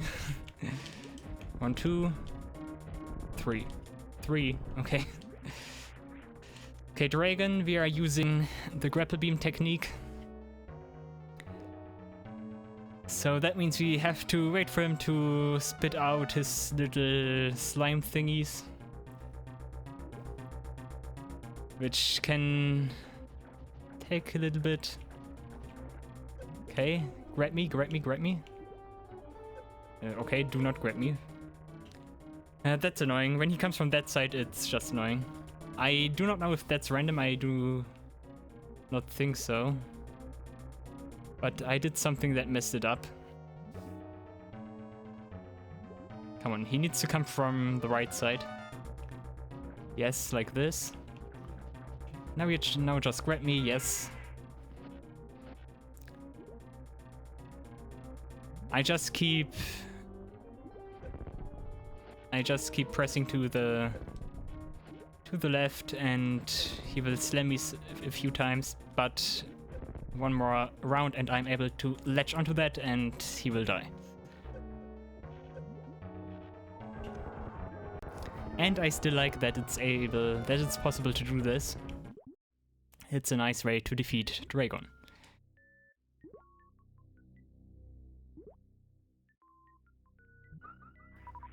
And his babies carry him away, or is it the mother? Is it a she? Actually, I do not know.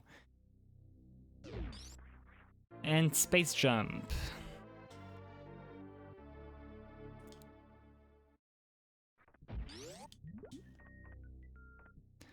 That only leaves the plasma beam and we have my holy trinity of Metroid items.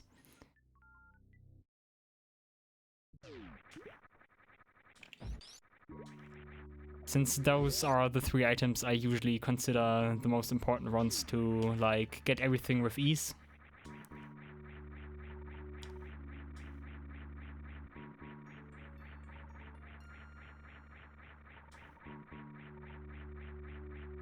Look at my mock droid brigade here. Look at that.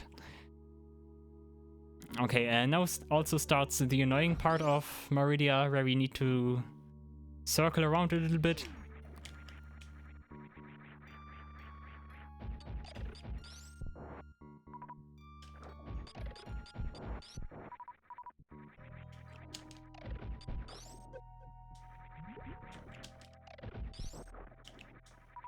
We are getting a few super missiles here.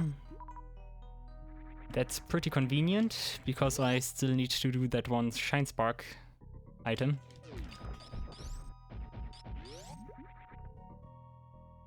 And we are back here.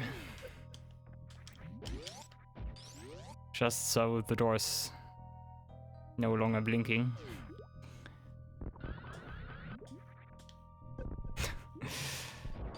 At least I killed the fishy.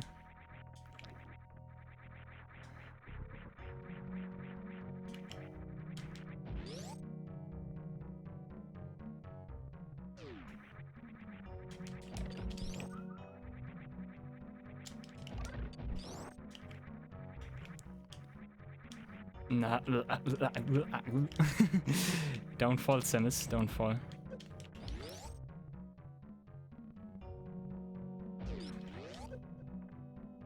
What are those things even supposed to be?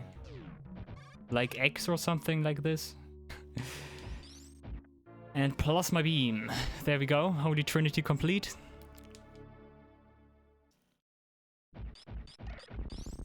We need to kill all the pirates here in order to open the door back.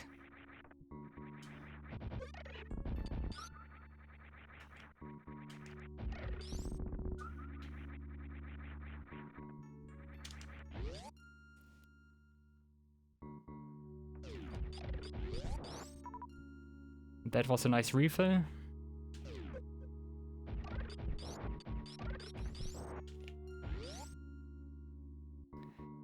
And now we need to get the spring ball, of course, but also all the quicksand pit items.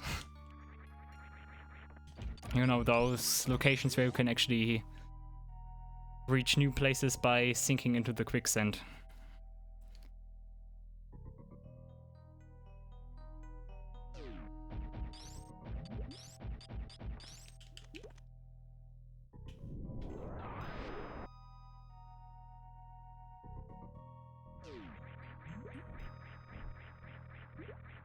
We do not get the spring ball just yet. We will first get one of those pitfall rooms, whatever you want to call them.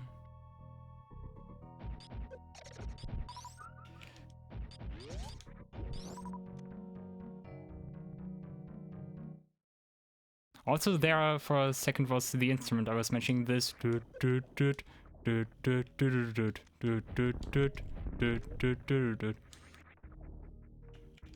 Just listen to the Maridia music on YouTube or so and pay attention to that one instrument. You will never get it out of your head again. Yeah, here, this music is much better if you ask me. Also has more mysterious vibes to it.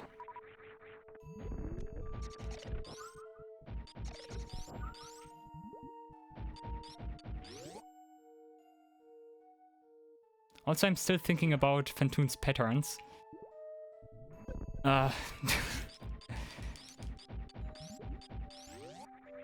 Your precision has to be so perfect for that one.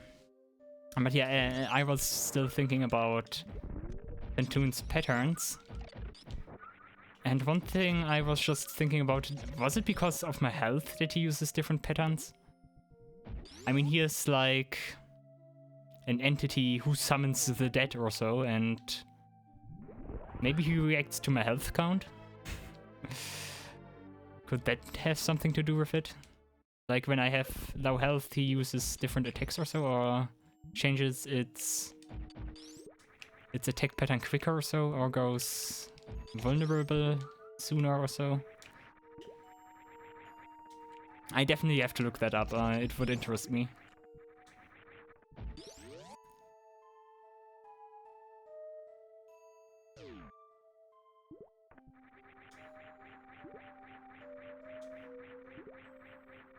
Nah. The space jump at times is very strange. Definitely one of the stranger space jumps in the Metroid franchise. If not even the strangest space jump in the Metroid franchise. But you get used to it.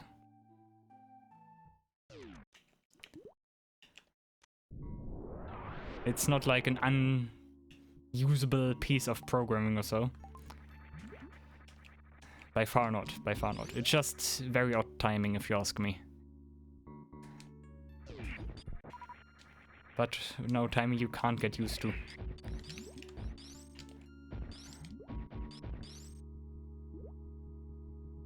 I often hear when people describe the space jump in Super Metroid that they have a similar feeling where it is just pretty strange to them and they cannot point out what exactly is so strange about it. First off, we want to go down here. And that's one spot we want to have on our map. I'm pretty sure you cannot get both rooms in one go. you have to do it twice.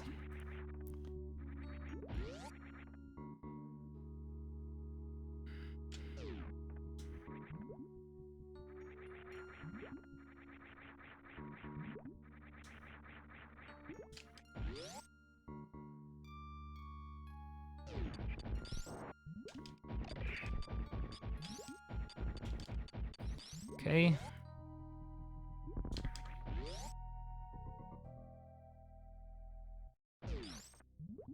Beep, boop, beep, boop.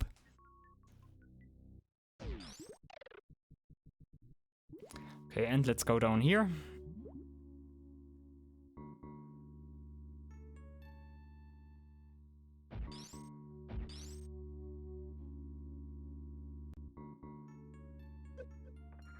I took damage somehow. Must be the enemy from the previous room, because when you are like in a shot or something, while you transition the door, you still take the damage. It's like that Metroid 1 precursor. Not precursor, it's like that one descendant of Metroid 1. You take damage each time you go through a door and you do not have any iframes, which is just very good game design in my opinion. Listen to the irony. It's always fun to play the normal Metroid, the first Metroid on the NES, and you go through a door and just die because there was just that one enemy who thought, hey, you look nice, let me kill you. It's stupid but also kind of funny. I think those are the little things that... not even little things, I think those are just the things that show how big the first Metroid is. I would even go as far and would call it too big for the NES. Like, the NES is not capable to unleash the whole idea of Metroid at the time. I would also say, like, Super Metroid here comes closer to what was envisioned with the first Metroid.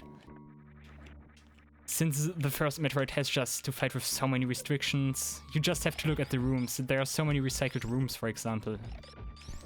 It's another sign how the hardware limits the game, in my opinion. But anyways, we are not here to talk about the first Metroid, we are here to watch this little thing dig us away through this tunnel here.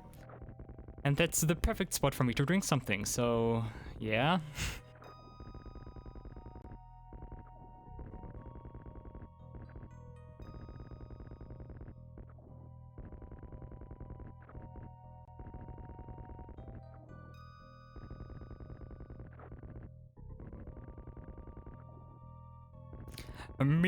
Me. Ah yeah, my voice is oiled now. Now you can listen to my sexy voice again. Okay, thank you very much. Your duty is appreciated, my friend. Your duty is appreciated, my friend.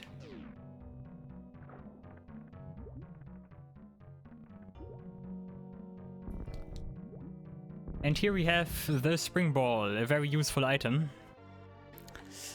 I will continue to play Super Metroid Hex, of course, but I also really hope there's one hack that gives me the spring ball early, because it's just such an useful item.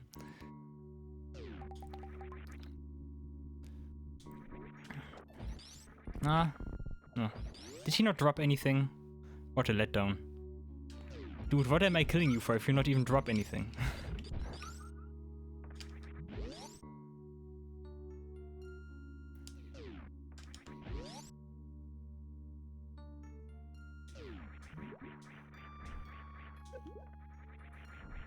And Space Jump makes this much easier. Okay, now we have to traverse through that one section one more time. And one more loop and we will fall down here somewhere. And then we got all the items in Maridia.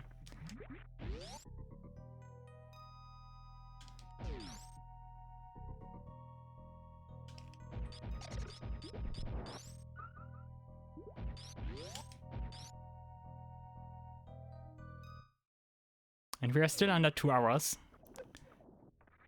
That's a very good time so far. Lower North also does not take too long. And then we have our little cleanup tour with Upper Brinster and also Old Brinster. Unless we fall down here. So yeah, I think we get a pretty good time. Nah. Stupid fishy. Bad fishy. Not good fishy. Annoying fishy. Fishy fishy.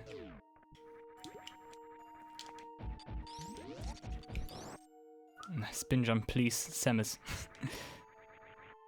Sometimes Samus is just not in the mood to do a spin jump.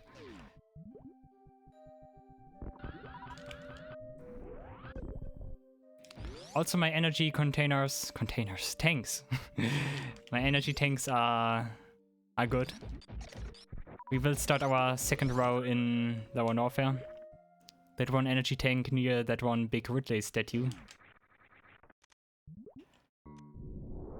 is our 8th one. Number 8. So there are actually 14 energy tanks. 15 if you want to count the first one, because the first one is of course not counted.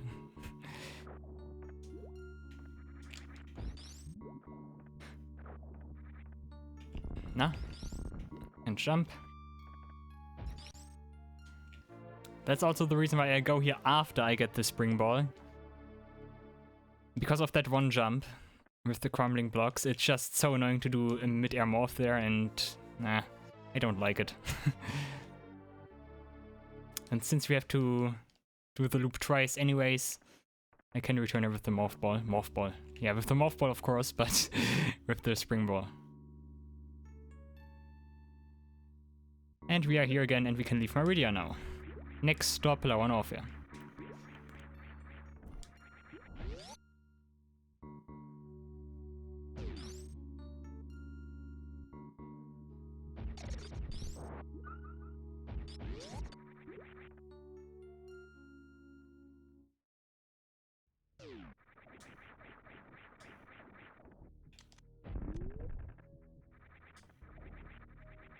Let me quickly double check. Yeah, that looks good. I was gonna say sounds good, but that would make no sense. And there are, I think, one trick worked that's called like elevator grab or so. There's this little trick you can do when you run and you aim down, and then you can hook onto like an elevator and use it faster or so. I do not exactly know how it works, but I feel like I get it all the time, or sometimes. Not all the time, but sometimes.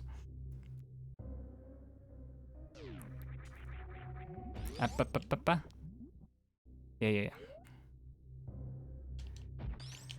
One corridor is still blue, one corridor is still blue, and it's that one with the energy refill.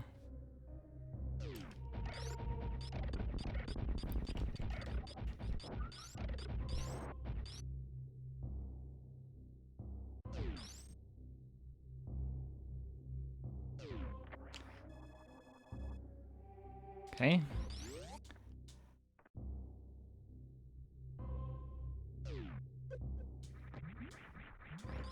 We do not have much speed, could have been better. But anyways, we are using the space jump instead of the grapple beam. And we end up here and are right on track for Ridley. Nah, don't use super missiles, use power bombs.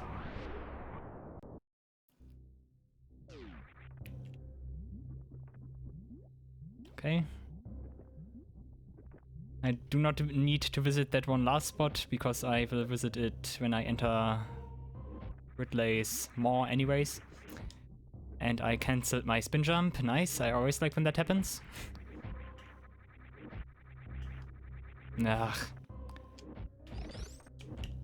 Oh god. Okay.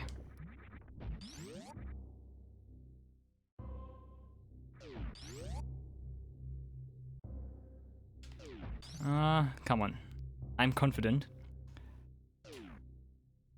We do get like a save point after the golden chorizo soon afterwards. It only matters that we get another save point, basically. Let's go to the right here. There's nothing special here, but I will not go this way any other time, so we might as well do it now.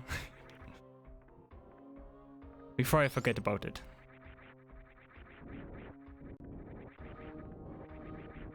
Now, last time I got pretty good speed through here. Like, I must have jumped at the exact right time or so. I would like to get more super missiles. Because I need them for Ridley.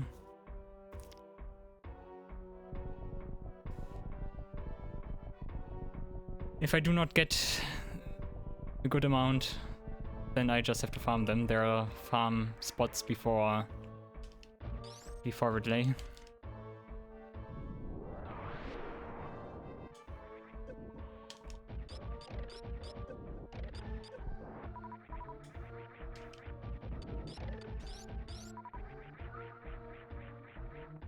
Pop, pop, pop, pop, pop, pop. And music is still cool, of course. Okay, do not fall down here, that would be pretty bad. Because then we have to loop around again, and that's just annoying. Yep, okay.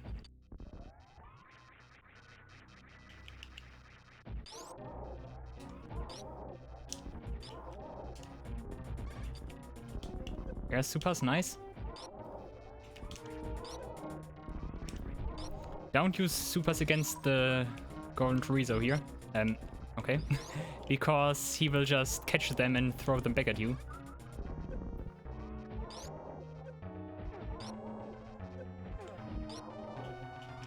Three more shots or so. One more? Yeah, okay. Power bomb.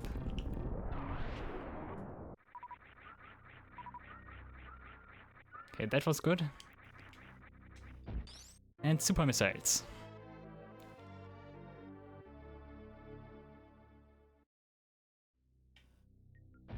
As if they were placed here intentional. And screw attack.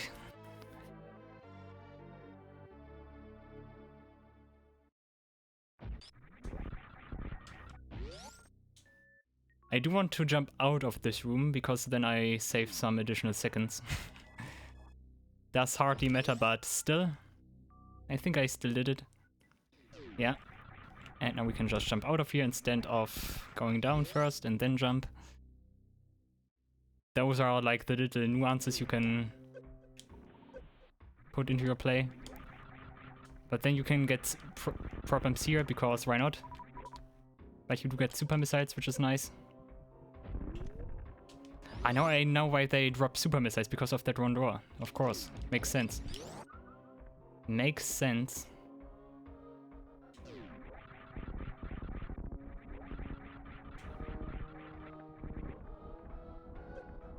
No. Samus spin jump, please.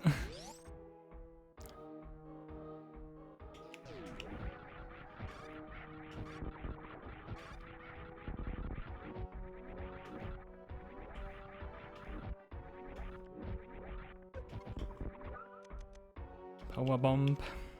Bum bum ba ba ba bomb.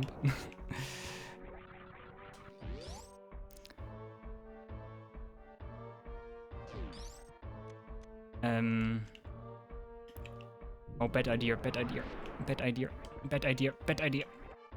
Okay. Mickey Mouse room, please. Never lay a power bomb there. At least not up there, because that just makes it harder.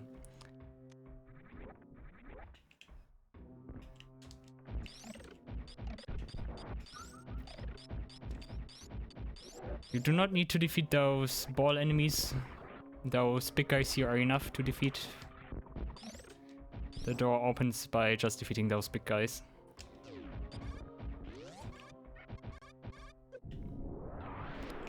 We get 2 power bombs, yeah. And we go through this room again.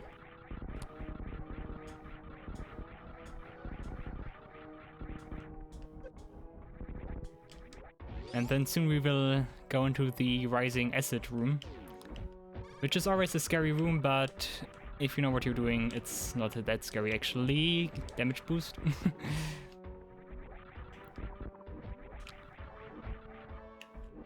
I'm getting a lot of unintentional damage boosts here. They don't help me in any way, but it's still worth mentioning if you ask me. Oh.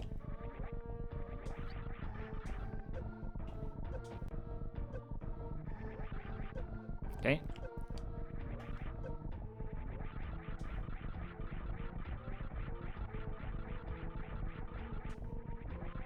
Of course, you cannot just go up here because room data map.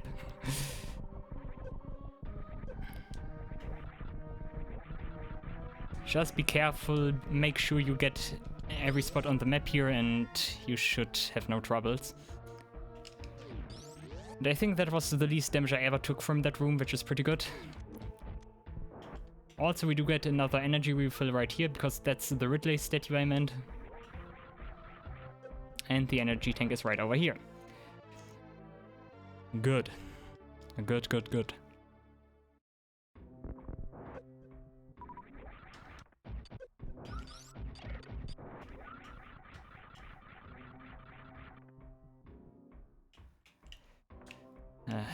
The bad thing is now it's super dark here. But when you know how to orientate yourself, you can find out of here.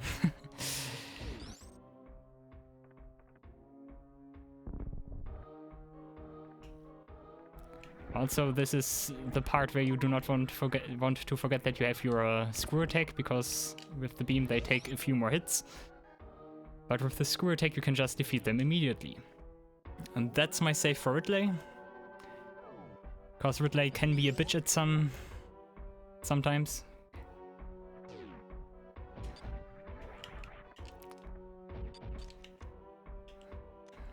And Ridley actually gave me a lot of trouble the last few times I did fight him.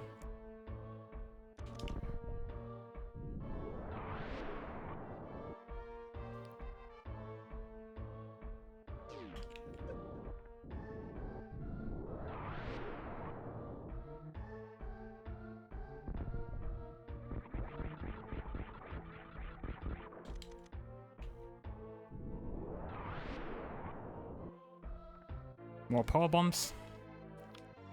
40? Should be 40, I think. I think we should have 40 power bombs now in total.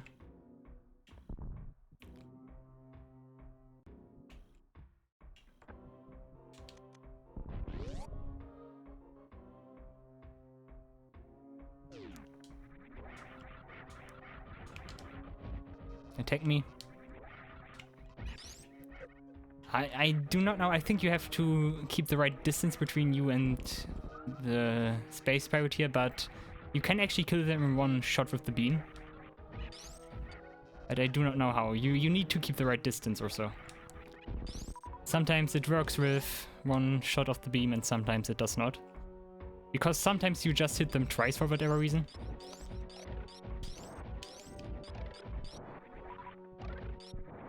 Yeah, Sūpās. I like Sūpās.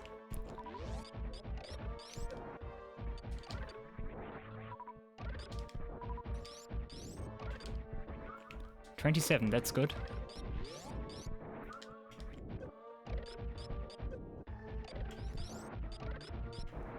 If you want to kill Ridley with just super missiles, you need 40. But I'm not even sure if I have a maximum of 40 right now. Ah, okay, they are also not dropping anymore. 29 is good. 29 is actually very good.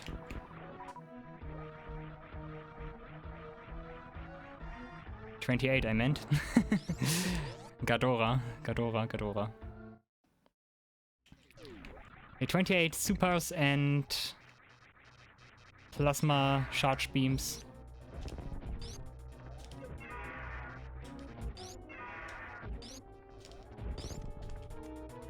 Where are you?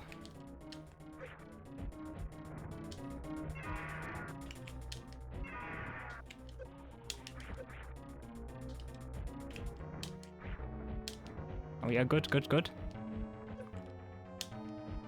Getting some nice hits in. Yes, yes, yes, yes.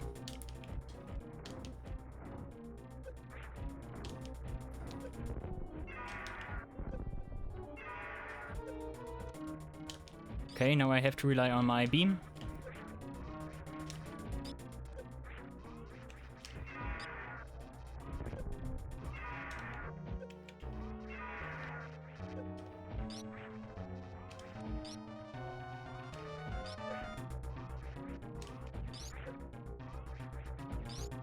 Yes.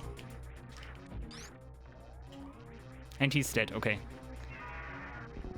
When he grabs you and he flies towards the middle of the room, you can be quite sure that he is dead. I don't know, Samus is so heavy and he breaks his neck or so. I do not know. Ridley is old, guys. Ridley is just old. He cannot carry Samus that much anymore. But yeah, baby Metroid is not here. Wherever could it be? I hope that does not spell disaster or so. But we got an energy tank instead, at least. Okay, that was actually the last gold boss, because they open the golden statue.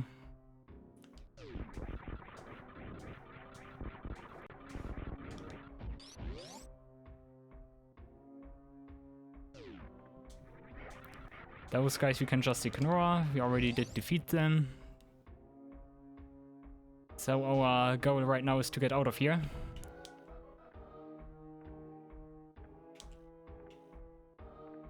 Nah, come on.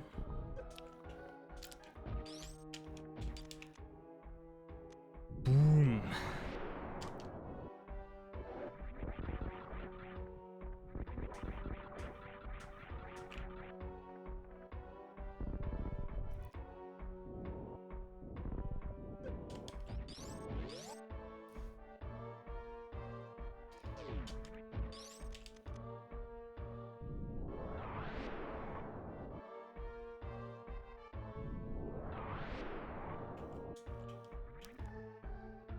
Bop, bop, bop, bop. I do not save, I can save at my ship again.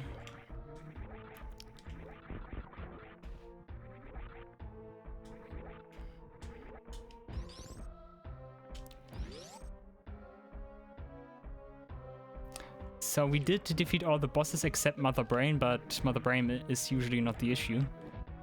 What bosses did actually went pretty well? Crate did went pretty well, of course, with my 3 hits before phase 2. That was pretty good. Phantoon had a strange pattern, but that pattern was actually also not that bad. And then we had Crocomire did a little bit of hiccups, but also nothing to worry about. Botwoon was not the best. Normally you can do it even faster than I did. Dragon was a little bit strange because Dragon did not attack from the right side. But yeah, Ridley was also pretty good now with my missiles. So yeah, overall the bosses were quite good. The bosses were quite good. It's a nice compromise for how bad they went for me the last few times.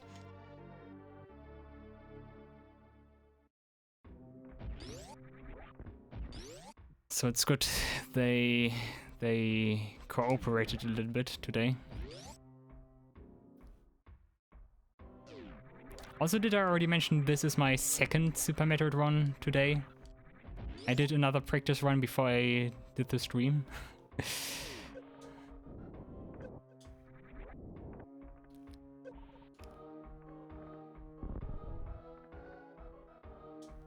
No. Also a missile I like to miss. That's why they're called missiles. You know, because you like to miss them.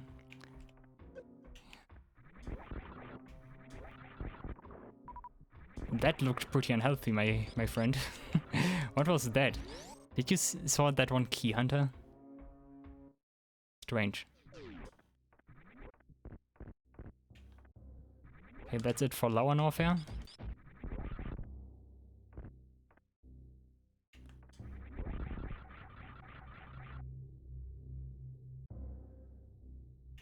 And we are back here. And we can return to Brinster. And the first thing we do in Brinster is getting the remaining stuff in Old Brinster. And then we clear up Upper Brinster, and then we are actually done. And we also do get some additional items in Criteria, in Old Turian, by going into Old Brinster.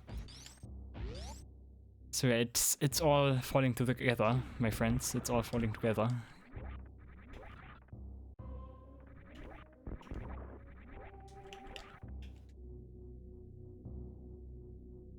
And I'm also quite sure I got everything on the map. Or at least I hope so.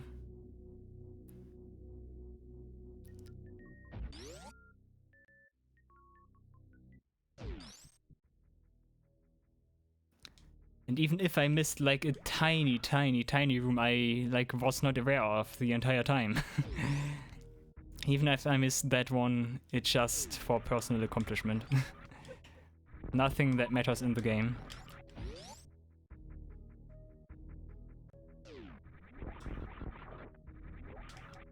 But I was careful with looking up maps for Super Metroid to ensure I would be able to find all the rooms. Because I think getting 100% in 2 hours of course is impressive enough, kind of. But doing the map completion is also like the icing on the cake. It felt like it would make for a nice additional accomplishment.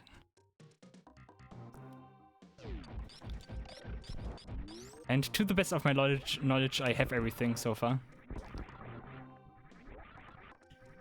Yeah, that one I already did get. And over here. And this leads to Old Brinster.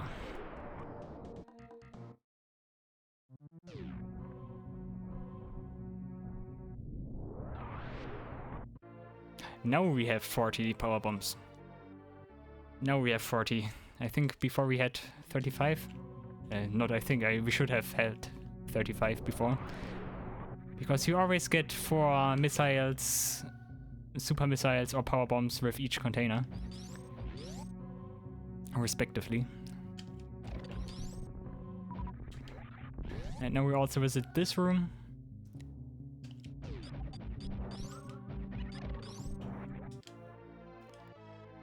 Bum bum bum bum bum.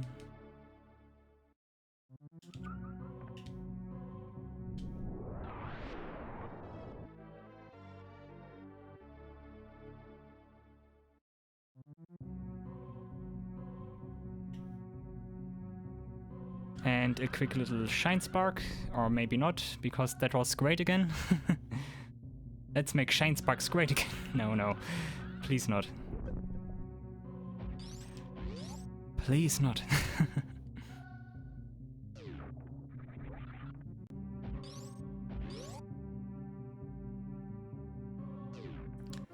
Okay, 1 missile, I think we can go.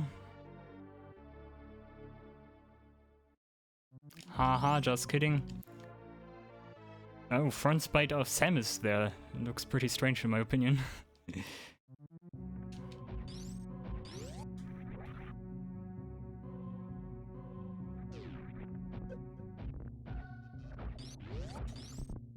Okay, 205.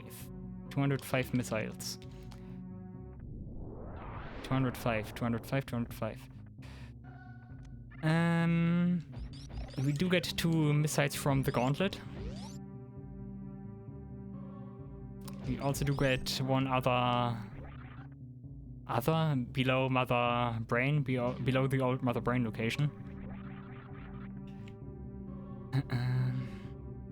And 2 more are missing. I do not know right now, but we will find them. I'm sure of it.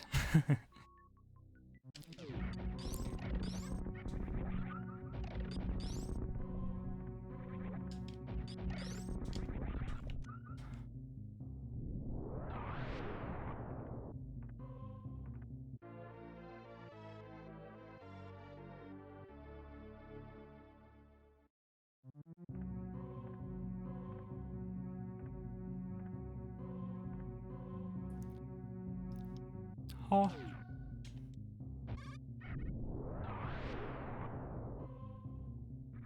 That's another mean spot for map completion, because that's the place where you leave after or during the escape sequence.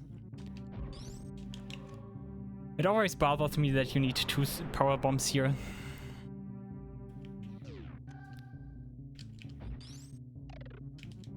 Okay.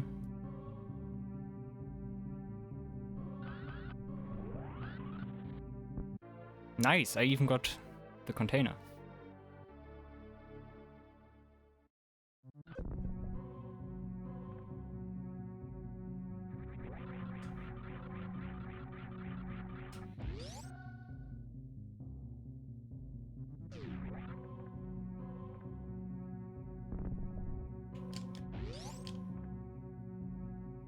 Oh.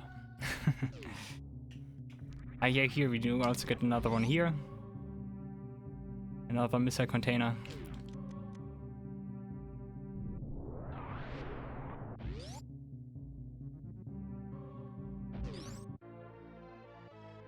Bomb, bomb, bomb, bomb, bomb.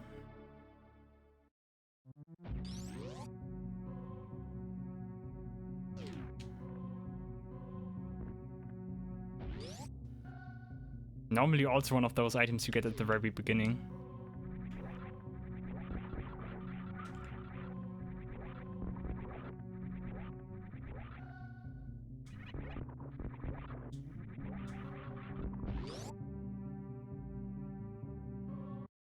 You know what? I think I missed a missile. Fuck. Yeah, I think I missed a missile, because normally I should have 220 here. Brilliant, brilliant, brilliant. What missile did I miss?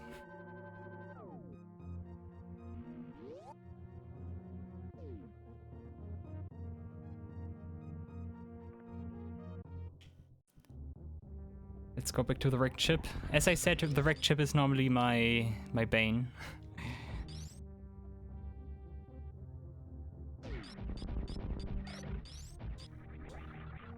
Because we do get 2 more missile containers from the gauntlet, and then we do not get any more. Wait a second, I know. Wait a second. I missed run and sprints I normally get, but I did not get now because I did right in my head, but I never did it in an actual run. I think I know where it is. Never mind. Let's just do a shine spark up here and do the gauntlet.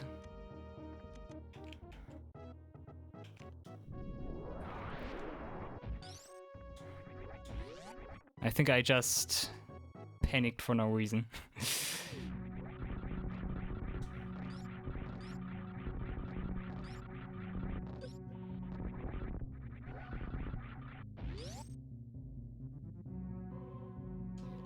E-tank.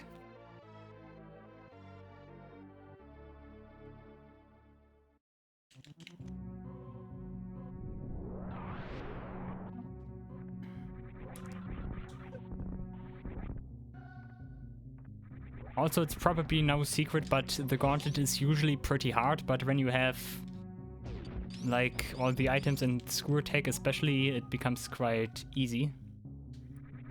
No. Last time I did get both items in one go, but this time it shall not be.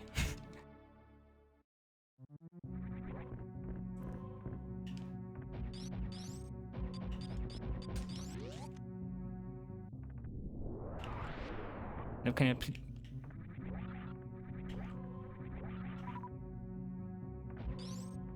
Okay, okay, let's do it again, let's do it again, let's do it again.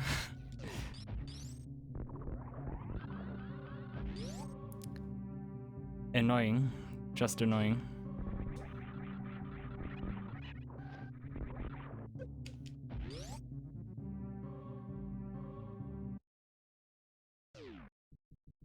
That's the only reason why I hate the gauntlet. Because if you do not get it, you have to do it twice.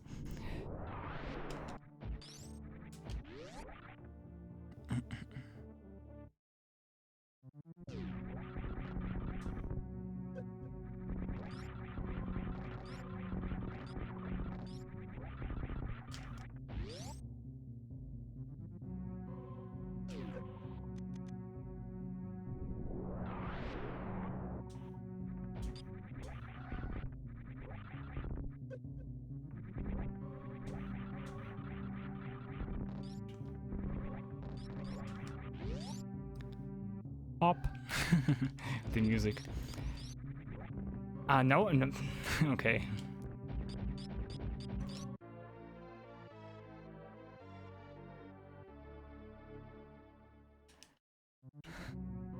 I think this time I would have gotten both. If I just stayed on the middle, that is, of course. But hey, do I care? No.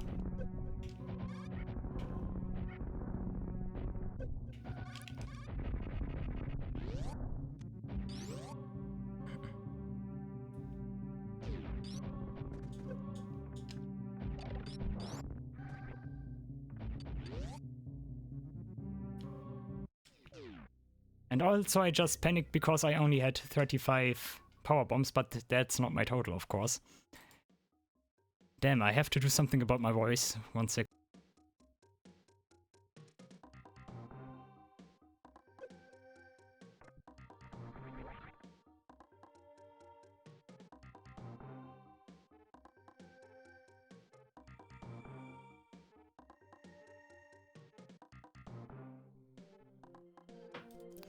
Okay, I just had to drink something because I felt like my voice was dying. But now, voice, you have to work right now. You have to work. We are nearly finished, so long you can hold out.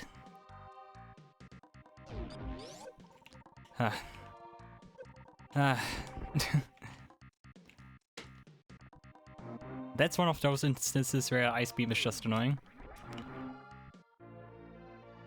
Bum bum bum bum bum. Yeah, we do get 3 more E-tanks here. This is one of which. This is the last super missile container. And we also get 2 power bomb container as well as the last missile container here.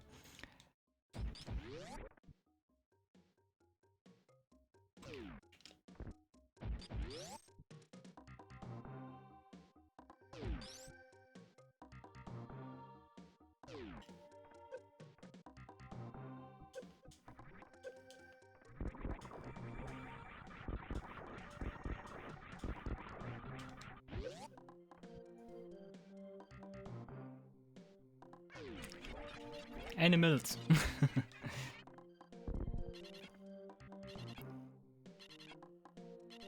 Look at them.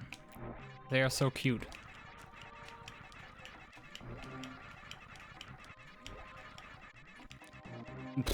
Okay.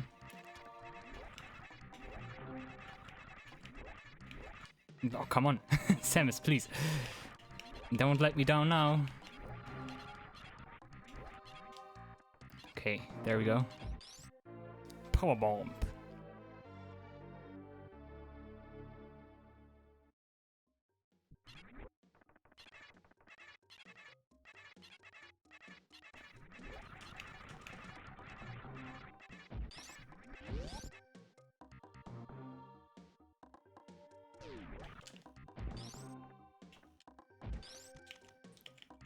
Come on.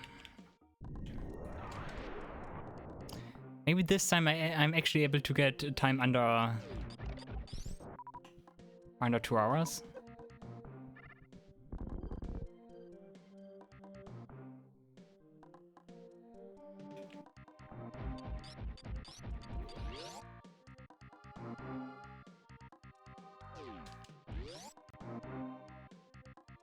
And now we go up again. We just wanted to say hello to the Dark Ross.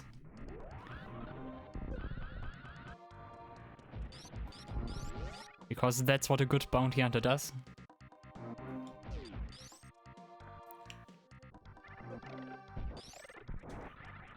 And yeah, this was the container I did not collect. Because I will collect it now, since I have to go up here anyways, since there are power bombable blocks here.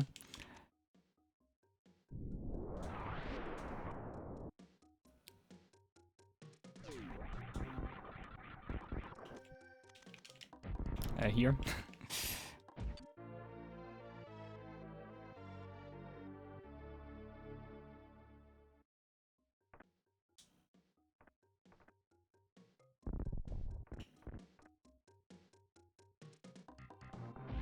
Good.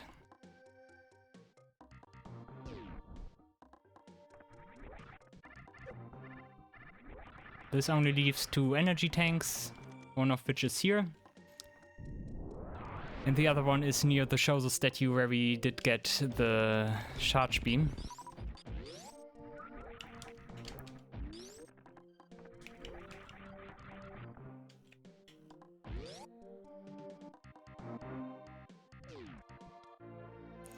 Also, this room always looks suspicious, but it has nothing in it. Just the energy tank.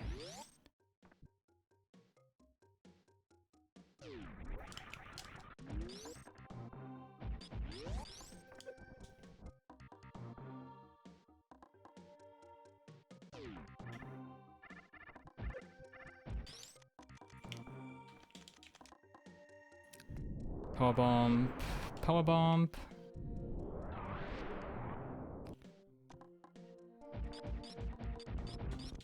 Super missile.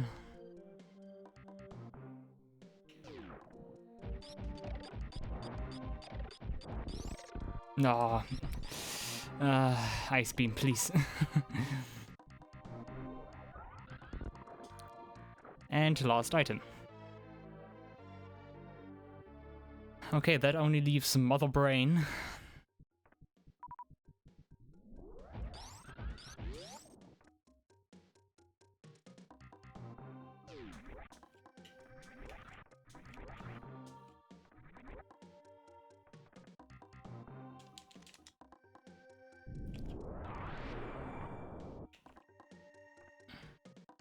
Okay.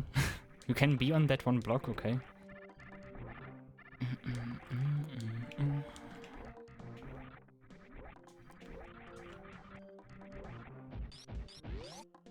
Also, I have no clue what the in-game timer says right now.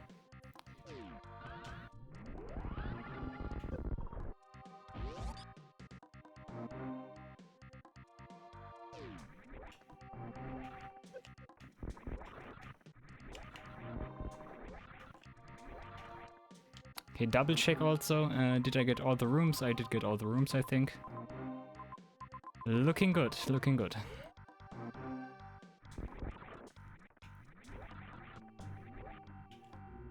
Looking good, looking good. Yeah, we definitely have all missile containers, power bombs, and super missile containers. You can also see that we have all the energy containers. Reserve tanks we also have 4 of.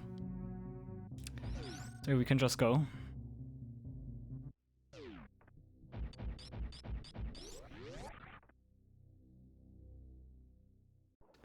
And another good opportunity to drink something.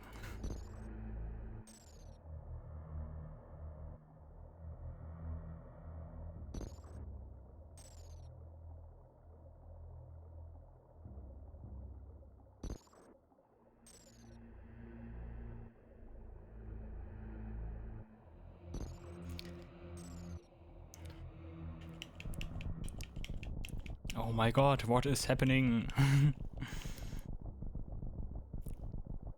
Why is it sealed by a statue like this? I don't know, it kind of feels a little bit too magical for where it leads. But it doesn't change the fact that the statue is cool and the entire idea, I guess. I guess that is also what counts in the end. Anyways, some Metroids and Mother Brain are waiting to be defeated.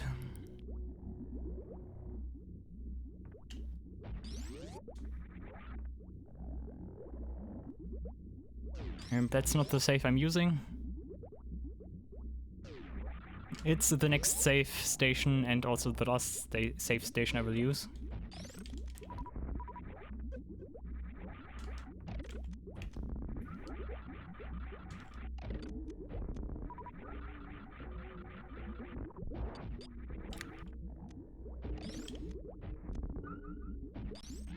I nearly forgot about that one Metroid. Oh, you cannot go. No, come on.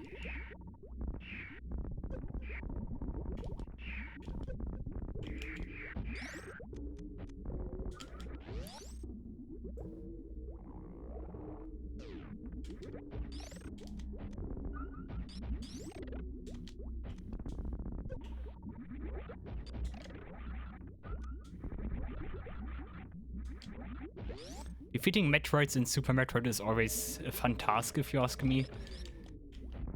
Because normally I have like so many super missiles I can just instantly defeat them with them.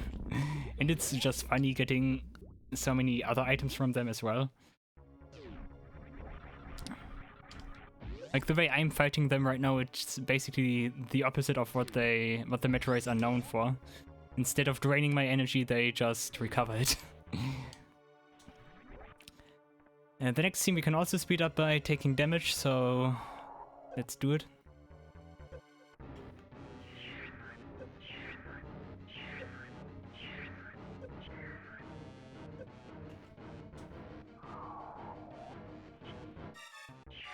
Pop, pop, pop, pop, pop, pop, pop, pop, pop. Oh no, what should we do? Samus is gonna die. But wait a second, it's not your ordinary Metroid. I mean, it's of course very big, but it's also the baby Metroid. Plot twist, oh my god.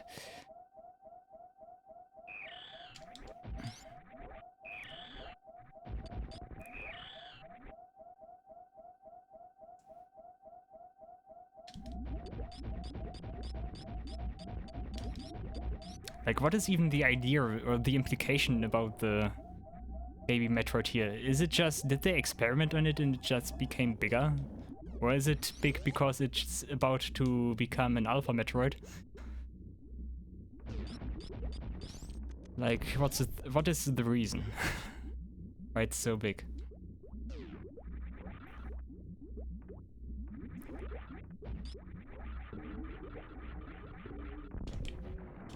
Nah. Okay. I mean, Metroid larvae doesn't look that much bigger compared to normal when they hatch, actually. It's more like the nucleus that changes appearance. It becomes bigger.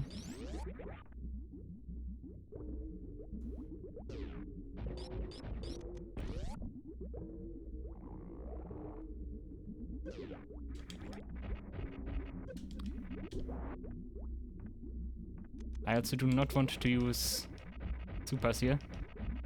Normals are enough.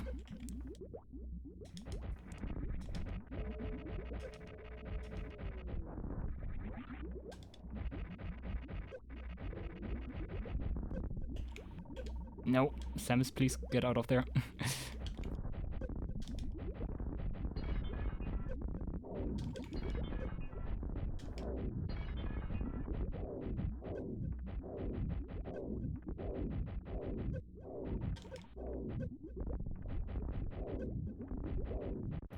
Okay, I think that was quite good. Charge. I will just unleash some charge shots and all my super missiles on Mother Brain, and she should give in quite easily.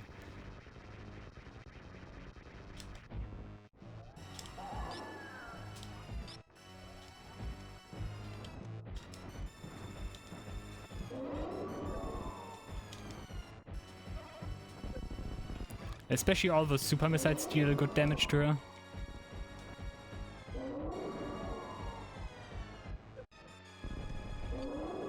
Okay, I did not hit all of them, but that should hardly matter.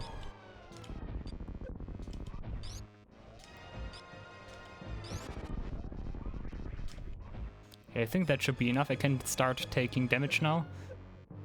I want to get at 3. 2 is enough. Okay, that should be good.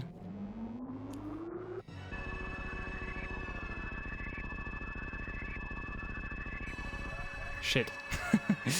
Ah, that was too much. I want to stop at 3 energy. Thanks. That's not good.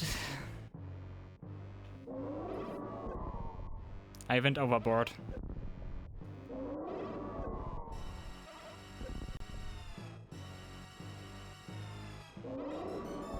Yeah, that will take a while now. In order for the Super Metroid to appear, Samus has to only have 1 energy tank left. But yeah, you want to have like 3 energy containers and a little of energy to for Mother Brain to deplete your energy below, or to 1 energy tank with her rainbow beam.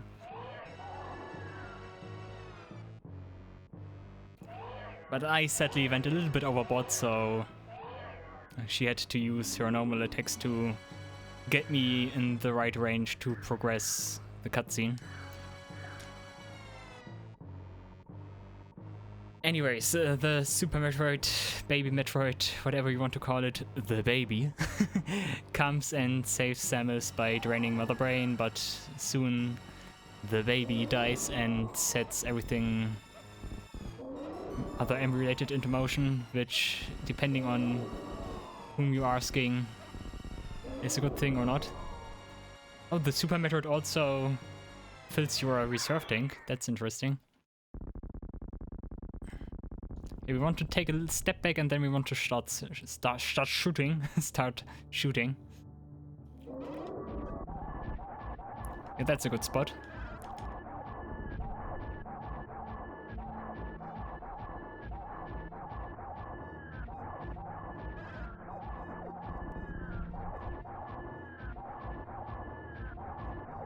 And Mother Brain should be pretty red pretty soon.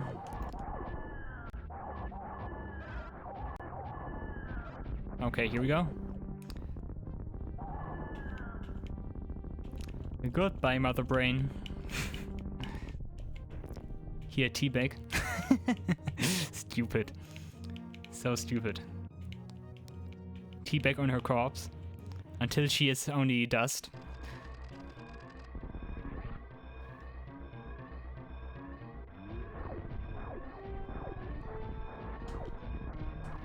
Hello? Shoot.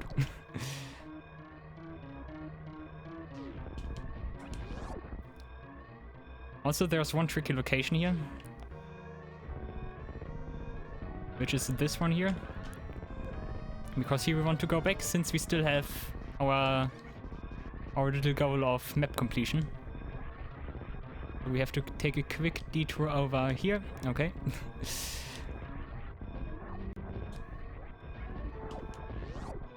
And that was already the tricky part. For the rest, we just continue as normal.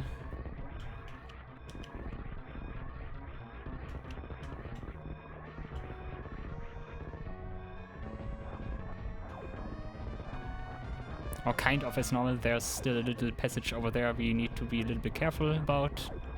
Get all the rooms.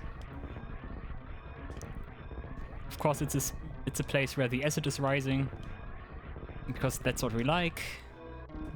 By doing it like this, we have all the rooms soon. I think that should be it. We have the entire map now.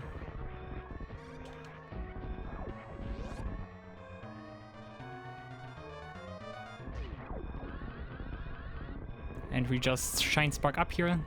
Nice that it worked, and we can go here and straight up. And the only thing that's missing now to perfect the playthrough is, of course, save the animals. if only for canonical reasons. But hey, you cannot just let those little cute animals die.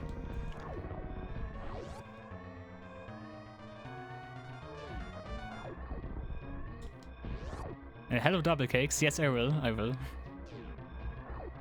Animals.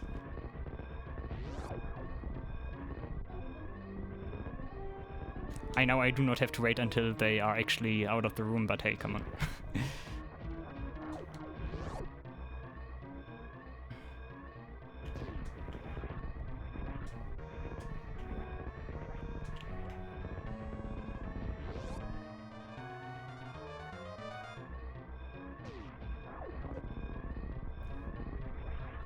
And goodbye.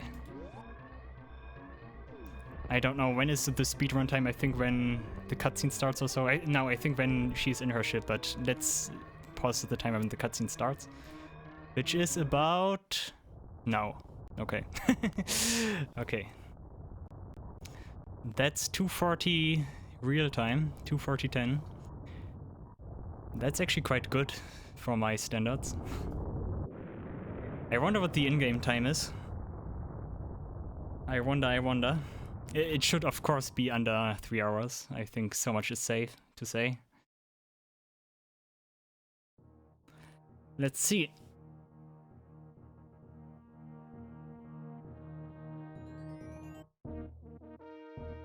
The operation was completed successfully in... Yes, boom baby, under 2 hours. Let's go. Haha. Okay, that's personal accomplishment for me enough. I think I can be happy now with my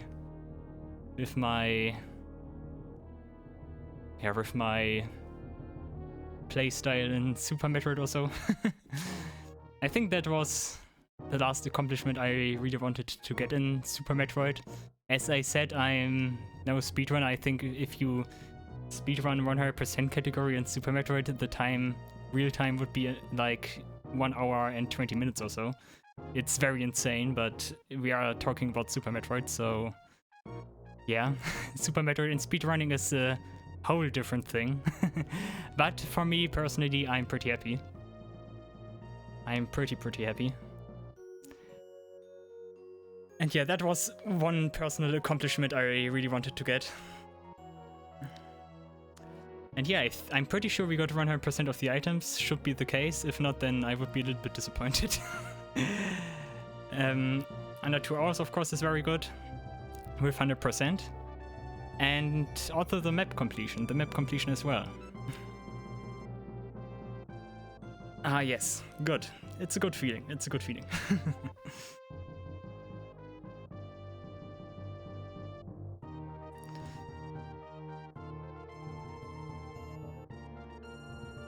I need to stretch a little bit.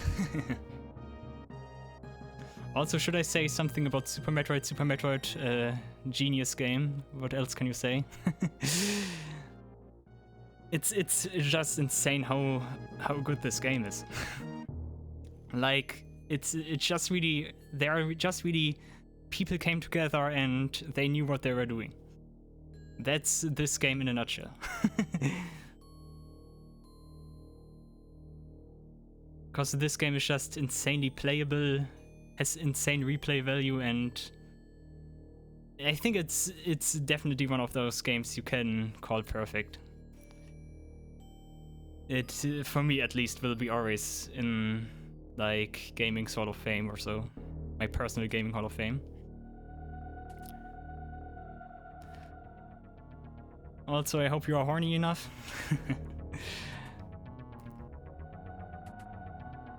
Yeah. Sam is in her punk outfit or whatever.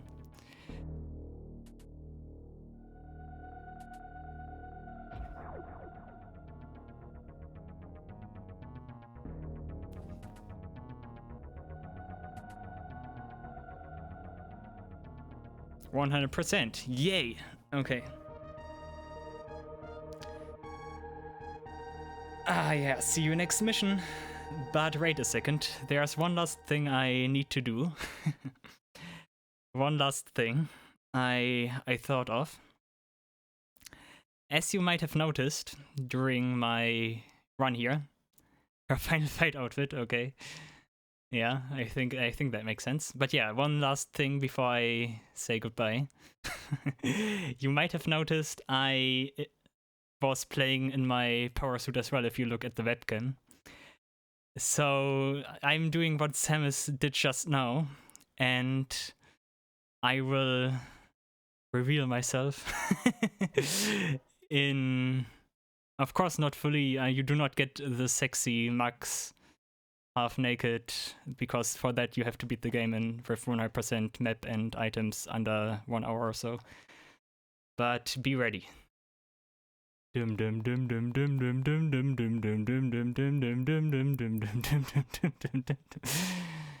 Well, and I guess with that I leave you. Thanks for watching, and as always, take care, sayonara, and keep the cheesy jokes coming. Goodbye.